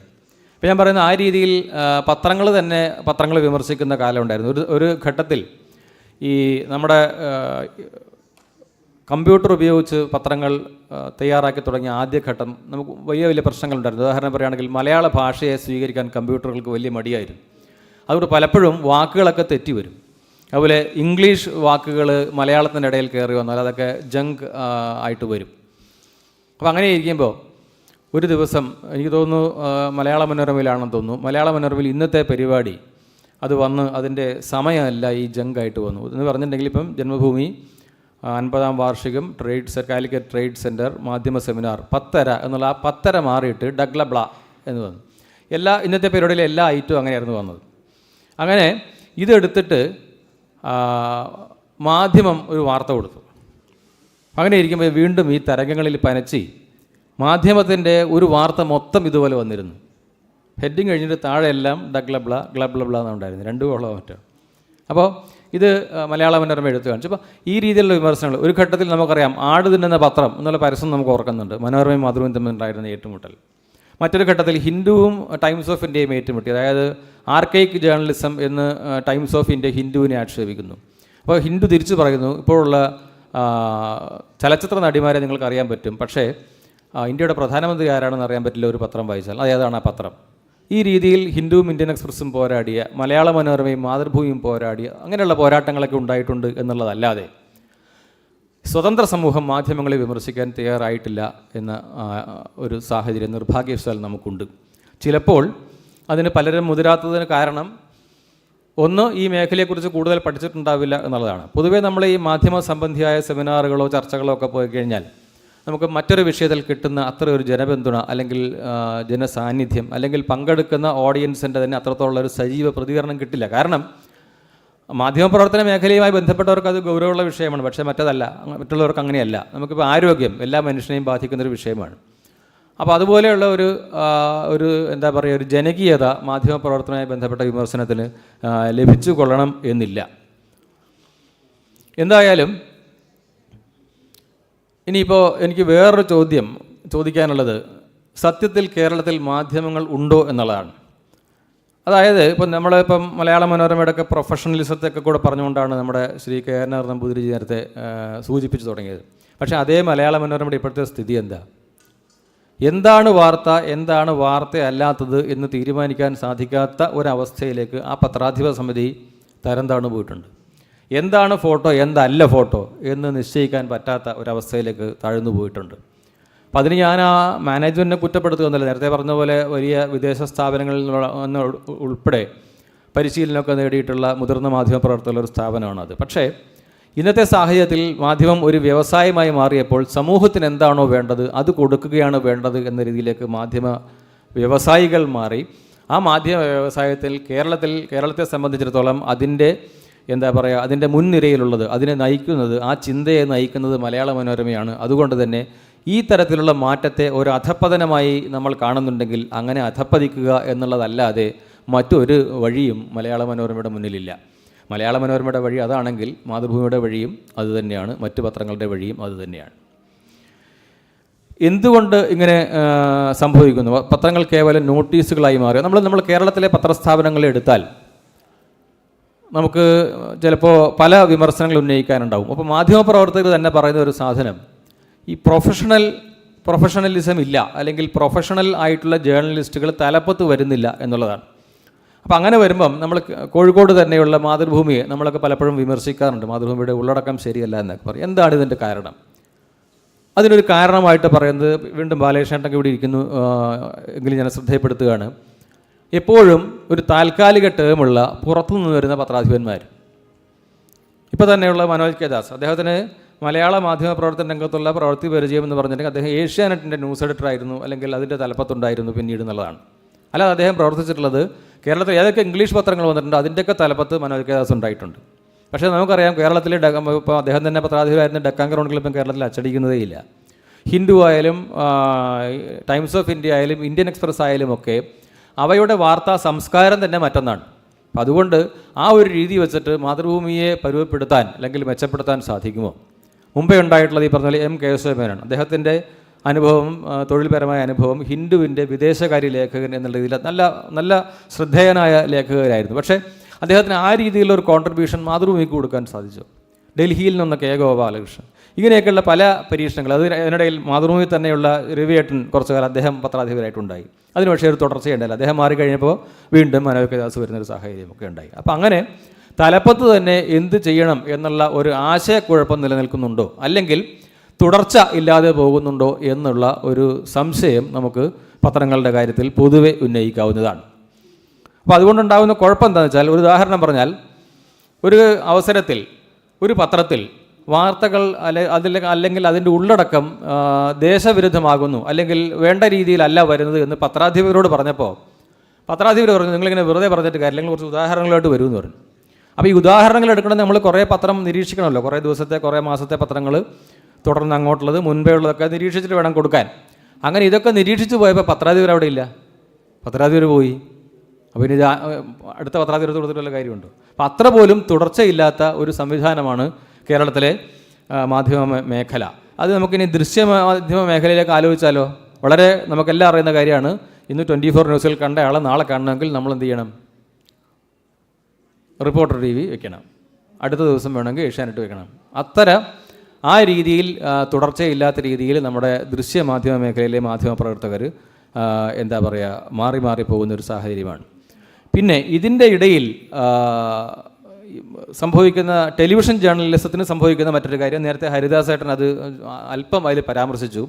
എനിക്ക് തോന്നുന്നത് മലയാളത്തിലെ ദൃശ്യമാധ്യമ മേഖലയ്ക്ക് സംഭവിച്ചു പോയ ഏറ്റവും വലിയ അപജയം അതിൽ ജേർണലിസ്റ്റുകളെ ഇല്ല അതിൻ്റെ തലപ്പത്ത് എന്നുള്ളതാണ്. ആങ്കറിങ് എന്നത് തീർത്തും വ്യത്യസ്തമായ വേറൊരു തൊഴിൽ മേഖലയാണ്. അതിന് നമ്മുടെ ഓഡിയൻസിനെ പിടിച്ചു നിർത്താൻ പറ്റുന്ന, സംവാദങ്ങൾ മുന്നോട്ട് കൊണ്ടുപോകാൻ സാധിക്കുന്ന അത്തരത്തിലുള്ളൊരു സ്കില്ലാണ് ശരിക്കും ആങ്കറിങ്ങിന് ആവശ്യം. പക്ഷേ ജേർണലിസം എന്ന് പറഞ്ഞാൽ is entirely different from anchoring. But unfortunately in the case of Kerala or Malayalam television journalism ഇത് രണ്ടും ഒന്നാണ് എന്നുള്ള ഒരു തെറ്റിദ്ധാരണ തുടക്കം തൊട്ടേ ഉണ്ടായി. അതിൻ്റെ കാരണം ആങ്കറിങ്ങിൽ വൈഭവമുള്ളവരാണ് നമ്മുടെ ടെലിവിഷൻ ചാനലുകൾ ഏറെക്കുറേയും കെട്ടിപ്പൊക്കിയത് എന്നുള്ളതാണ്. ഇപ്പോൾ ഏഷ്യാനെറ്റ് ഒഴികെ നമ്മളെല്ലാം ആലോചിച്ചാൽ, നേരത്തെ ഇപ്പോൾ ഇന്ത്യ വിഷൻ്റെ ഉദാഹരണം പറഞ്ഞു. ഇന്ത്യ വിഷൻ എന്ന് പറഞ്ഞിട്ടുണ്ടെങ്കിൽ അതിൻ്റെ ഒരു ലൈഫ് ലൈൻ എന്ന് പറയുന്നത് നികേഷ് എന്ന് പറയുന്ന ആങ്കർ ആയിരുന്നു തുടക്കത്തിലെങ്കിലും. പിന്നെ അത് ഉൽപ്പാദിപ്പിച്ചതെല്ലാം ആങ്കേഴ്സിനെയാണ്. അപ്പം അതുകൊണ്ട് ആങ്കർമാരുടെ കയ്യിലേക്ക് ടെലിവിഷൻ ജേർണലിസം പോയി എന്നുള്ളത് കൊണ്ട് അതിന് നമുക്ക് വേറൊരു ഉദാഹരണം വേണമെങ്കിൽ പറയാൻ പറ്റും. ഈ മലയാള മനോരമ ടെലിവിഷൻ അതിൻ്റെ തലപ്പത്തേക്ക് മലയാള മനോരമ പത്രത്തിലുള്ള കുറച്ച് ആൾക്കാരെ ശ്രീ ജോണി ലൂക്കോസിൻ്റെ നേതൃത്വത്തിലുള്ള ഒരു സംഘത്തെ അയച്ച് അവരാണ് അതിനെ കെട്ടിപ്പടുത്തത്. അതുകൊണ്ട് തന്നെ നമ്മൾ വിവിധ ടെലിവിഷൻ ചാനലുകൾ എടുത്തിട്ട് നമ്മൾ താരതമ്യം ചെയ്യുകയാണെങ്കിൽ മലയാള മനോരമയുടെ വാർത്താ അവതരണം അതിനൊരു പ്രൊഫഷണലിസം നമുക്ക് കാണാൻ സാധിക്കും. മറ്റ് റിപ്പോർട്ടർ അല്ലെങ്കിൽ ഏഷ്യാനെറ്റൊക്കെ ആയിട്ട് താരതമ്യം ചെയ്യാൻ നമുക്ക് കാണാൻ സാധിക്കും. എനിക്ക് തോന്നുന്നു മലയാള മനോരമയിലുള്ള ആ പ്രൊഫഷണൽ ജേർണലിസത്തെ അതേ രീതിയിൽ ഈ ചാനലിലേക്ക് പറിച്ചിടാൻ അവർക്ക് സാധിച്ചു എന്നുള്ളതാണ്. അതുപോലെ തന്നെ ഓൺലൈൻ രംഗത്തായാലും മലയാള മനോരമ വലിയ മികവുണ്ടാക്കുന്നുണ്ട്. അതിൻ്റെയും കാരണം ഈ പ്രൊഫഷണലിസത്തെ അതിലേക്ക് കൊണ്ടുപോകാൻ സാധിച്ചതായിരിക്കണം. അപ്പോൾ ഈ ആങ്കർ നിയന്ത്രിത അല്ലെങ്കിൽ അവർ നേതൃത്വം നൽകുന്ന ആങ്കർമാർ വേണ്ടെന്നല്ല ഞാൻ പറഞ്ഞ ആവശ്യം, ആങ്കർമാർ തന്നെയാണ് ടെലിവിഷൻ ചാനലുകളുടെ മുഖങ്ങൾ, അതിൽ സംശയമില്ല. പക്ഷേ ഇതിൻ്റെ ഉള്ളടക്കം തീരുമാനിക്കുന്നതിലും നയം തീരുമാനിക്കുന്നതിലും ഒക്കെ ജേർണലിസ്റ്റുകൾ തന്നെ വരുന്ന ഒരു സാഹചര്യം ഇനിയെങ്കിലും ഉണ്ടായാൽ സ്വാഭാവികമായിട്ടും നമ്മുടെ ദൃശ്യമാധ്യമ മേഖലയിൽ പ്രകടമായ മാറ്റങ്ങൾ, നമ്മളീ പറഞ്ഞ ന്യൂട്രാലിറ്റി എന്ന് പറയുന്ന ആ ഒരു മാറ്റം നമുക്ക് ഉണ്ടാക്കിയെടുക്കാൻ സാധിക്കും എന്നെനിക്ക് തോന്നുന്നു. ഇനിയുള്ളത് നമ്മുടെ ഈ നിഷ്പക്ഷതയുടെ പേരിലുള്ള പക്ഷം പിടിക്കലാണ്. അതെന്താണെന്ന് വെച്ചാൽ അത് ഈ പറഞ്ഞ പോലെ എനിക്ക് തോന്നുന്നത് അതിൽ ഏഷ്യാനെറ്റിൻ്റെയൊക്കെ വരവിന് ഒരു പങ്കുണ്ടോ എന്നറിയില്ല. ശ്രീ ഹരീഷ് കടയപ്പുറത്തൊക്കെ കൂടി ഇരിക്കുന്നുണ്ട്, അദ്ദേഹമൊക്കെയാണ് അതിനെപ്പറ്റി പറയേണ്ടത്. അതായത് നമ്മൾ വാർത്ത എന്നത് നമ്മൾ നേരെ പോകണം, അപ്പോൾ ഒന്ന് ഇടത്തോട്ട് നോക്കണം. എൻ്റെ ഒരു വിലയിരുത്തലാണ് ഞാൻ പറഞ്ഞത് ഏഷ്യാനെറ്റിനെ പറ്റി. നമ്മൾ വാർത്തകളുടെ കാര്യത്തിൽ നിഷ്പക്ഷമായിരിക്കണം, പക്ഷേ നിഷ്പക്ഷമായിട്ട് നമ്മളിങ്ങനെ പോകുമ്പോൾ ഒന്ന് ഇടത്തോട്ട് ചായണം. അപ്പോൾ അങ്ങനെ ഒരു സാധനത്തെ ദൂരദർശനാണ് അതിനു മുമ്പേ കേരളത്തിലുണ്ടായിരുന്ന മലയാളം ടെലിവിഷൻ ചാനൽ. അൺഫോർച്ചുനേറ്റ്ലി അന്ന് ദൂരദർശനിൽ ഉണ്ടായിരുന്ന മുൻനിരയിൽ നിൽക്കുന്നവർക്ക് പോലും ചിലപ്പോൾ ഒരു ഇടതുപക്ഷ ചായ്വ് ഉണ്ടായിരുന്നു. അത് ഓൾറെഡി നിലനിൽക്കുമ്പോഴാണ് ഒന്നുകൂടി ഇടതുപക്ഷത്തേക്ക് നിൽക്കാൻ വേണ്ടി ഏഷ്യാനെറ്റ് വരുന്നത്. അങ്ങനെ മൊത്തത്തിലെ കേരളത്തിലെ മലയാളം ടെലിവിഷൻ ചാനൽ ജേർണലിസം ഇടതുപക്ഷത്തേക്ക് വല്ലാതെ ചാഞ്ഞും ചെരിഞ്ഞും നിൽക്കുന്ന ഒരു സാഹചര്യം ഇതിനകത്ത് നമ്മുടെ ടെലിവിഷൻ മേഖലയിൽ രൂപപ്പെട്ടു വന്നു. ഇതിനിപ്പോൾ ദൂരദർശനെ അതിൽ നിന്ന് മുക്തമാക്കാൻ ഇത്രയും കാലം ശ്രമിച്ചിട്ട് ദൂരദർശൻ പോലും അതിൽ നിന്ന് പൂർണ്ണമായിട്ട് മുക്തമായിട്ടുണ്ടെന്ന് പറയാൻ കഴിയില്ല. ആകാശവാണി പോലും അതിൽ നിന്നും പൂർണ്ണമായിട്ട് മുക്തമായിട്ടുണ്ടെന്ന് പറയാൻ കഴിയില്ല. നേരത്തെ വളരെ ന്യൂട്രലായിട്ടൊന്നാണ് ആകാശവാണിയൊക്കെ, പക്ഷേ ഏതോ ഒരു ഘട്ടത്തിൽ ആകാശവാണി പോലും ഈ പറഞ്ഞ പോലെ ഒരു പക്ഷത്തേക്ക് ചാഞ്ഞ് ഇപ്പോൾ അതിനെ ശരിയാക്കാൻ പറ്റാതെ നിൽക്കുന്ന ഒരു സാഹചര്യമാണ്. അപ്പോൾ അങ്ങനെയൊക്കെ നിൽക്കുമ്പോഴും നമുക്ക് എന്തെങ്കിലും പ്രതീക്ഷയുണ്ടോ? നമ്മളെല്ലാം നെഗറ്റീവായിട്ടാണോ ഈ പോകുന്നത്? പക്ഷേ നമുക്ക് കാണേണ്ടുന്ന ഒരു മാറ്റം ടൈംസ് ഓഫ് ഇന്ത്യ ഏതാണ്ട് എനിക്ക് തോന്നുന്നൊരു 10 വർഷമോ അല്ലെങ്കിൽ 15 വർഷമൊക്കെ മുന്നേ ഇങ്ങനെ വല്ലാതെ ഒരു പക്ഷത്തേക്ക് ചായുന്നത്, പൂർണ്ണമായും ചായുന്നത് ശരിയല്ല എന്ന് മനസ്സിലാക്കിയിട്ട് അല്പം ന്യൂട്രാലിറ്റിയിലേക്ക് വരാൻ ശ്രമിച്ചു. ഇന്ത്യൻ എക്സ്പ്രസ് വരാൻ ശ്രമിച്ചു. ഹിന്ദു അതിൽ ശ്രമിച്ച് പരാജയപ്പെട്ട ഒരു പത്രമാണ്. ഇപ്പോഴും ഇംഗ്ലീഷ് ദേശാഭിമാനിയായിട്ട് തന്നെയാണ് നിർഭാഗ്യവശാൽ ഹിന്ദു പുറത്തിറങ്ങുന്നത്. ന്യൂട്രാലിറ്റി അവകാശപ്പെടാൻ പറ്റും തോന്നുന്നില്ല. ടെലിവിഷൻ ചാനലുകൾ എടുത്താൽ നമ്മുടെ റിപ്പബ്ലിക് TV ദേശീയതയുടെ പക്ഷത്ത് നിൽക്കുന്ന ശക്തമായ മാധ്യമമായിട്ട് ഏറ്റവും കൂടുതൽ വ്യൂവർഷിപ്പുള്ള ഇന്ത്യയിലെ ടെലിവിഷൻ ചാനൽ ഫോർച്ചുനേറ്റ്ലി ദേശീയതയുടെ പക്ഷത്ത് നിൽക്കുന്ന ഒരു ശബ്ദമാണ്. ന്യൂസ് 18 ചാനൽ ഒരു ഘട്ടത്തിൽ ദേശീയതയുടെ പക്ഷത്തൊക്കെ അല്പം വന്നു. NDTV അല്പം വന്നു. അപ്പോൾ ആ രീതിയിലുള്ള മാറ്റങ്ങളുണ്ടാകുന്നു. ദൂരദർശൻ പ്രകടമായ മാറ്റമുണ്ട്. ആകാശവാണി മാറ്റമുണ്ട്. കേന്ദ്ര ഗവൺമെൻറ്റിൻ്റെ ആശയവിനിമയ സ്ഥാപനങ്ങളായ PIB പോലുള്ള സ്ഥാപനങ്ങൾ അതിലൊക്കെ ചെറിയ ചെറിയ രീതിയിലുള്ള മാറ്റങ്ങൾ വരുന്നുണ്ട് എന്നുള്ളത് വളരെ ആശാവഹമാണ്. അതേസമയം ഇനി ആശങ്കപ്പെടുത്തുന്ന മറ്റൊരു വിഷയം എന്താണെന്ന് വെച്ചിട്ടുണ്ടെങ്കിൽ, ഞാൻ നേരത്തെ പറഞ്ഞതാണ്, സമൂഹത്തിൻ്റെ ഓഡിറ്റിംഗ് ഇല്ല എന്നത് പറഞ്ഞതുപോലെ സമൂഹത്തിൻ്റെ മാധ്യമപ്രവർത്തനത്തിലേക്കുള്ള കടന്നുകയറ്റം വല്ലാതെ വർദ്ധിക്കുന്ന ഒരു സോഷ്യൽ മീഡിയ കാലത്താണ് നമ്മളുള്ളത്. അപ്പോൾ നേരത്തെ പറഞ്ഞു ഇത് അതത് സെക്കൻഡിൽ വാർത്തകൾ റിപ്പോർട്ട് ചെയ്യാമെന്ന് പറഞ്ഞു. കോഴിക്കോട്ട് മുതലേ ഇറങ്ങി എന്ന് പറഞ്ഞ് നമ്മുടെ ഒരു ടെലിവിഷൻ ചാനൽ വാർത്ത വന്നിട്ടുണ്ട്. എന്താ പറ്റിയത്? നമ്മൾ ആ ജേർണലിസ്റ്റിനൊന്നും അറിയാനിട്ടാണെന്ന് പറയുന്നതിനകത്തൊന്നും വലിയ കാര്യമില്ല. എന്താ പറ്റിയത്? അദ്ദേഹത്തിന് സോഷ്യൽ മീഡിയയിൽ വന്ന് എവിടെയോ സിക്കിമിലോ നാഗാലാൻഡിലോ ഒരു മുതല ഉണ്ടായിരുന്നു, പാവം. ആ മുതലയുടെ വീഡിയോ ആരും അയച്ചു കൊടുത്തിരുന്നു, ചേട്ടാ കോഴിക്കോട്ട് ചേളനൊരു മുതല ഇറങ്ങി, അത് ചാനലിൽ അടിച്ചു വന്നു. അപ്പോൾ അങ്ങനെയുള്ള സാഹചര്യത്തിൽ സംഭവിക്കുന്നത് കിടമത്സരം കൊണ്ടാണ്. അദ്ദേഹത്തിന് അത് ക്രോസ് ചെക്ക് ചെയ്യാൻ പോലും സമയമില്ല. ഏതോ വിശ്വസിക്കാവുന്ന പത്രപ്രവർത്തകർക്ക് ഈ സോഴ്സ് എന്ന് പറഞ്ഞൊരു സാധനമുണ്ട്. ചിലരങ്ങ് അന്ധമായിട്ട് വിശ്വസിക്കും. അവർക്ക് ഈ പത്രപ്രവർത്തനം എങ്ങനെയും പറ്റിക്കാം. അപ്പോൾ അങ്ങനെ ചിലപ്പോൾ നേരത്തെ ഇവിടെ ഇത് പറഞ്ഞു, നമ്മുടെ മിസ്ഇൻഫർമേഷൻ, ഡിസ്ഇൻഫർമേഷൻ രണ്ടെണ്ണം ഉണ്ട്. ഒന്ന് അറിഞ്ഞ് ചെയ്യുന്ന നുണയാണ്, മറ്റേത് പറ്റിപ്പോകുന്നതാണ്. ചിലപ്പോൾ ഇത് പറ്റിപ്പോയതായിരിക്കാം. അപ്പോൾ എന്തായാലും അങ്ങനെ ഒരു സാഹചര്യമാണ് നമുക്കിപ്പോൾ ഉള്ളത്. അപ്പോൾ അതിൻ്റെ കാരണം സമൂഹത്തിൻ്റെ എന്താ പറയുക അമിതാവേശത്തോടുകൂടിയുള്ള കടന്നുകയറ്റാണ്. നമ്മളിപ്പോൾ ഒരു ആക്സിഡൻറ്റ് നടന്നാൽ എല്ലാവരും ചെയ്യുന്നത് എന്താ? മുമ്പൊക്കെ ആൾക്കാർ ഇതിനെ സഹായിക്കാൻ ശ്രമിക്കും. പിന്നീട് ആൾക്കാർ മടിച്ച് നിന്ന് കുറച്ച് കാലം ഫോട്ടോ എടുക്കാനൊക്കെ ചെയ്യുന്നത് ശരിയാണോ? ഇപ്പോൾ ഫോട്ടോ എടുക്കാനുള്ള ആംഗിൾ നോക്കി മാറി നിൽക്കുന്ന കാലമാണ്. അതും പിന്നിട്ടിട്ട് ഈ വിഷ്വൽ എത്രയും പെട്ടെന്ന് ടെലിവിഷൻ ചാനലിലേക്ക് എത്തിച്ചു കൊടുക്കാൻ മത്സരിക്കുന്ന പൊതുസമൂഹമാണ് കേരളീയ സമൂഹം എന്ന്. അപ്പോൾ അതിൽ നമ്മൾ ഈ പറഞ്ഞ പോലെ പക്വത മാധ്യമങ്ങളോട് നമ്മൾ ആവശ്യപ്പെടുമ്പം ആ പക്വത വികസിപ്പിച്ചെടുക്കാൻ സമൂഹവും തയ്യാറാകണം എന്നും സൂചിപ്പിച്ചുകൊണ്ട്, അതുപോലെ തന്നെ നമ്മുടെ പത്രങ്ങളുടെ നമുക്കറിയാം വായന കുറഞ്ഞു വരികയാണ്, ടെലിവിഷൻ്റെ വ്യൂവർഷിപ്പ് കുറഞ്ഞു വരികയാണ്. അതുകൊണ്ട് ഇപ്പോൾ നേരത്തെ പറഞ്ഞ പോലെ മാധ്യമപ്രവർത്തനത്തിലേക്ക് കടക്കുന്ന വിദ്യാർത്ഥികളൊക്കെ ഇവിടെയുണ്ട്. അപ്പോൾ അവരെ കൂടി ഉൾപ്പെടുന്നൊരു സദസ്സായതുകൊണ്ട് ചൂണ്ടിക്കാണിക്കേണ്ടിയിരിക്കുന്നു, മാധ്യമ മേഖലയുടെ നാളുകൾ അത്ര ശോഭനമല്ലാതെ ആകുന്ന കാലമല്ല. വളരെ വിപ്ലവകരമായ മാറ്റം സംഭവിക്കുകയാണ്. അത് കൂടുതലും സംഭവിക്കുന്നത് ഡിജിറ്റൽ മാധ്യമങ്ങൾ കേന്ദ്രീകരിച്ചുകൊണ്ടാണ്. അതിലേക്ക് കണ്ണു വായിക്കാൻ നേരത്തെ ശ്രീ രാജീവ് ചന്ദ്രശേഖർജി അദ്ദേഹം പറഞ്ഞതുപോലെ ഭാരതത്തിൽ നിന്ന് എത്ര ഈ രീതിയിലുള്ള യൂട്യൂബേഴ്സ് ഉണ്ട്, അല്ലെങ്കിൽ വാർത്ത കൈകാര്യം ചെയ്യുന്ന യൂട്യൂബ് ചാനലുകളുണ്ട് എന്ന് ഗവൺമെൻറ്റിന് പോലും അറിയില്ല എന്ന് പറഞ്ഞൊരു സാഹചര്യമുണ്ട്. അപ്പോൾ അതിനെ ക്രോസ് ചെക്ക് ചെയ്യാനുള്ള, അതിനെ നിരീക്ഷിക്കാനുള്ള സെൽഫ് ഓഡിറ്റിംഗ് നമ്മുടെ കേന്ദ്ര സർക്കാർ തന്നെ ഇപ്പോൾ പറഞ്ഞിട്ടുണ്ട്. ഡിജിറ്റൽ മാധ്യമ സ്ഥാപനങ്ങളോട് പറഞ്ഞിരിക്കുന്നത് ഓരോ സംസ്ഥാനത്തും ഓരോ ഭാഷയിലും നിങ്ങൾ തന്നെ ഒരു സെൽഫ് ഓഡിറ്റ്, അതിന് നിങ്ങളൊരു സമിതി ഉണ്ടാക്കുക.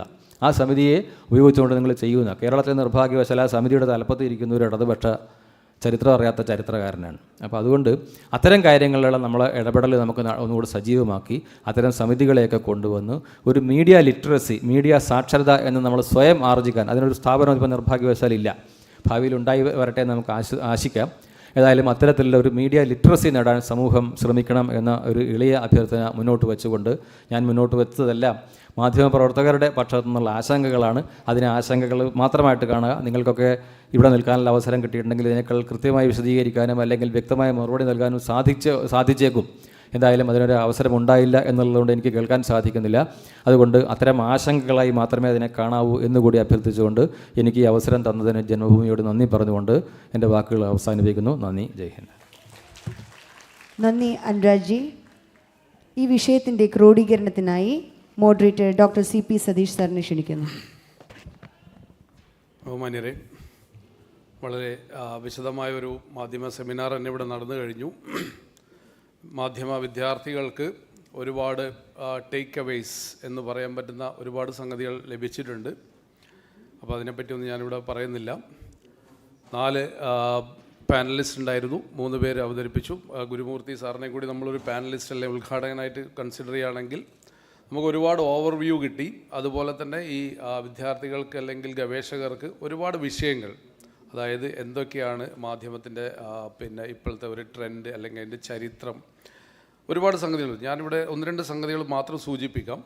അതായത് ഒന്ന്, എനിക്ക് തോന്നുന്നു ഇവിടെ വിട്ടുപോയ ഒരു സംഗതി, നമ്മുടെ പ്രധാനമന്ത്രി ശ്രീ നരേന്ദ്രമോദിജി ഒരു മറന്നുപോയ ഒരു മീഡിയം, അതായത് റേഡിയോ.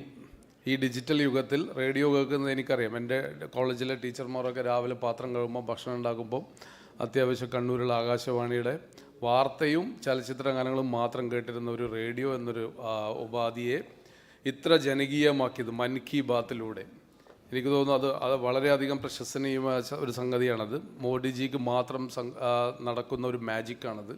എങ്ങനെയാണോ അദ്ദേഹം ചത്തുകിടക്കുന്ന പോസ്റ്റ് ഓഫീസിനെ പുനരുജ്ജീവിപ്പിച്ചത്, അതുപോലെ തന്നെ മൻ കി ബാത്തിലൂടെ റേഡിയോ, ഏതാണ്ട് 1000-ഓളം റേഡിയോ നിലയങ്ങളുണ്ട്. ഇന്ന് റേഡിയോ എനിക്ക് തോന്നുന്നു ഒരുപക്ഷെ ലാഭത്തിലായിരിക്കണം, നഷ്ടത്തിലായിരുന്നു റേഡിയോ. അപ്പോൾ അതൊരു വലിയൊരു സംഗതിയാണ്. മാധ്യമത്തിൻ്റെ ഒരു ആസ്പെക്റ്റ് ആയിരുന്നു അത്. അതിവിടെ അധികം ചർച്ച ചെയ്യപ്പെടില്ല. കാരണം നമ്മളെല്ലാം വറീഡായിട്ടുള്ള സംഗതി എന്ന് പറയുന്നത് മാധ്യമം ഇന്നൊരു ഏകമുഖിയായിട്ടുള്ളൊരു സംഗതിയായിരുന്നു പത്രമാധ്യമത്തിൻ്റെ കാലത്ത്. ഇന്നതൊരു ഹൈഡ്ര ഹെഡഡ് മോൺസ്റ്റർന്നോ അല്ലെങ്കിൽ ഒരു ഫ്രാങ്കൻസ്റ്റീനിയൻ പ്രൊപ്പോർഷൻ കൈവരിച്ചു എന്നൊക്കെ നമുക്ക് പറയാൻ പറ്റും. കാരണം ഇത് കേന്ദ്രമന്ത്രിക്ക് പോലും ഇതിൻ്റെ ഒരു തിട്ടമില്ല എന്നുള്ളത് നമ്മളിവിടെ വ്യക്തമായി കഴിഞ്ഞു. അദ്ദേഹം ഇവിടെ പറഞ്ഞു കഴിഞ്ഞു എത്രമാത്രം ഇത് കൈവിട്ടു പോയ ഒരു സംഗതിയാണെന്നുള്ളത്. അതുപോലെ തന്നെ ഈ ആങ്കർമാരുടെ അവരുടെ ഒരു പിന്നെ സെലക്റ്റീവായിട്ടുള്ള ചില സംഗതികളെ പറ്റി KVS ഹരിദാസ് സാർ ഇവിടെ പറഞ്ഞു. കാരണം നമുക്കെല്ലാം രാത്രി 9 മണിക്ക് അല്ലെ 8 മണിക്ക് ഈ പ്രൈം ടൈം ന്യൂസ് ചർച്ച കാണുമ്പോൾ നമുക്കറിയാം ഇവരെത്രമാത്രം സെലക്റ്റീവ് ഔട്ട്റേജാണ് ഇവരുടേത്. ഇവർ തിരഞ്ഞെടുക്കുന്ന വിഷയങ്ങൾ അല്ലെ വിഷയത്തിൻ്റെ ഉള്ളിൽ ഇവർ കൊണ്ടുവരുന്ന ചില പോയിൻറ്റ്സുകളൊക്കെ പരിശോധിച്ചാൽ നമുക്കറിയാം. അനുരാജ് ജിയുടെ വളരെ ഒരു അക്കാഡമിക് ആയിട്ടാണ് ഇതിനെ അപ്രോച്ച് ചെയ്തിട്ടുള്ളത്. മാധ്യമ വിമർശം, മാധ്യമ വിചാരം, ഇതിനൊക്കെ ഇപ്പം വളരെ കുറവേ ഇപ്പം അത് നടക്കുന്നുള്ളൂ. കാരണം എന്താണെന്ന് വെച്ചാൽ ഇപ്പം സോഷ്യൽ മീഡിയയുടെ ഒരു വരവോടുകൂടി മാധ്യമം, ഈ പഴയ ഇലക്ട്രോണിക് മാധ്യമം അല്ലെ പത്രമാധ്യമത്തെ വിചാരണ ചെയ്യുന്നൊരു പരിപാടിയൊക്കെ ഇപ്പോൾ കുറഞ്ഞിരിക്കുകയാണ്. രാജീവ് ചന്ദ്രശേഖർ ജി ഞാൻ പറഞ്ഞു കഴിഞ്ഞു, ഒരുപാട് കാര്യങ്ങൾ അദ്ദേഹം സംസാരിച്ചു. ഇൻറ്റഗ്രിറ്റിയുടെ ഡിക്ലൈനാണ് പറഞ്ഞത് കാര്യമായിട്ട്. ഏതായാലും എനിക്ക് തോന്നുന്നു കൂടുതൽ ഇതിനെപ്പറ്റി ഞാൻ ഒരു സമ്മിങ് അപ്പ് നടത്തുന്നില്ല. എല്ലാവരുടെയും മനസ്സിൽ ഈ ഒരു മാധ്യമ സെമിനാർ ഫ്രഷായി കുറേ കാലം നിൽക്കട്ടെ. ഇത് കൂടുതൽ മാധ്യമങ്ങളെ പറ്റിയുള്ള കൂടുതൽ ചർച്ചകളിലേക്ക് വഴിതെളിയിക്കട്ടെ എന്ന് മാത്രം ആശംസിച്ചുകൊണ്ട് എനിക്ക് തന്ന ഈ അവസരത്തിൽ നന്ദി പറഞ്ഞുകൊണ്ട് നിർത്തുന്നു. നന്ദി, നമസ്കാരം. ഈ സെമിനാറിന് നന്ദി പറയാൻ വേണ്ടി ഞാൻ ബഹുമാനപ്പെട്ട നമ്മുടെ ഈ MN സുന്ദർരാജ് ജേർണലിസ്റ്റിൽ അദ്ദേഹത്തെ ക്ഷണിക്കുന്നു. ഒരറിയിപ്പുണ്ട്. സെമിനാറിൽ പങ്കെടുത്ത ജേർണലിസം വിദ്യാർത്ഥികൾക്കുള്ള സർട്ടിഫിക്കറ്റ് രജിസ്ട്രേഷൻ കൗണ്ടറിൽ നിന്ന് ലഭിക്കുന്നതാണ്. നന്ദി പറയുന്നത് ഭാരതീയ വിചാരകേന്ദ്രം ജില്ലാ ജോയിൻറ്റ് സെക്രട്ടറി പത്രാധിപനുമായ പത്രപ്രവർത്തകനുമായ ശ്രീ MN സുന്ദർരാജ്. വേദിയിലും സദസ്സിലുമുള്ള ഏവർക്കും നമസ്കാരം. വൈകിയ വേളയിൽ ദീർഘിപ്പിക്കുന്നില്ല. ഈ പരിപാടിയിൽ അധ്യക്ഷത വഹിച്ച ജന്മഭൂമിയുടെ ബഹുമാനപ്പെട്ട പത്രാധിപർ ശ്രീ KNR നമ്പൂതിരി സാറിന് ആദ്യമായി ജന്മഭൂമി സുവർണ ജൂബിലി ആഘോഷ സമിതിക്ക് വേണ്ടി പ്രത്യേകം നന്ദി പറഞ്ഞുകൊള്ളുന്നു. ഈ സെമിനാർ ഉദ്ഘാടനം ചെയ്ത പ്രമുഖ ചിന്തകൻ,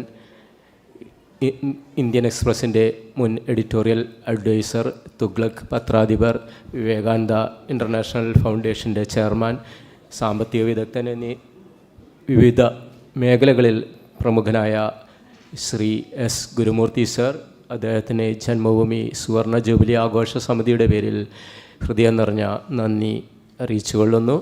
കൂടാതെ ഈ സെമിനാറിൽ പങ്കെടുത്ത് സംസാരിച്ച മുൻ കേന്ദ്ര IT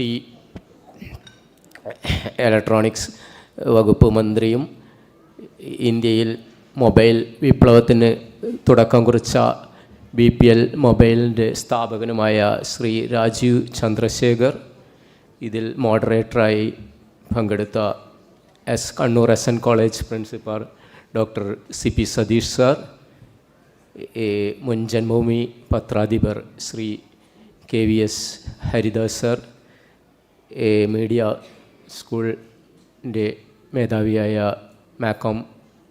മാസ് കമ്മ്യൂണിക്കേഷൻ ഇൻസ്റ്റിറ്റ്യൂട്ടിൻ്റെ മേധാവിയായ കാലിക്കറ്റ് യൂണിവേഴ്സിറ്റി സിൻഡിക്കേറ്റ് അംഗവുമായ ശ്രീ AK അനുരാജ്, ഈ സെമിനാറിൽ സ്വാഗതം ആശംസിച്ച മുതിർന്ന പത്രപ്രവർത്തകൻ M സുധീന്ദ്രകുമാർ എന്നിവർക്കും ജന്മഭൂമി സുവർണ ജൂബിലി ആഘോഷ സമിതിക്ക് വേണ്ടി നന്ദി പറഞ്ഞുകൊള്ളുന്നു.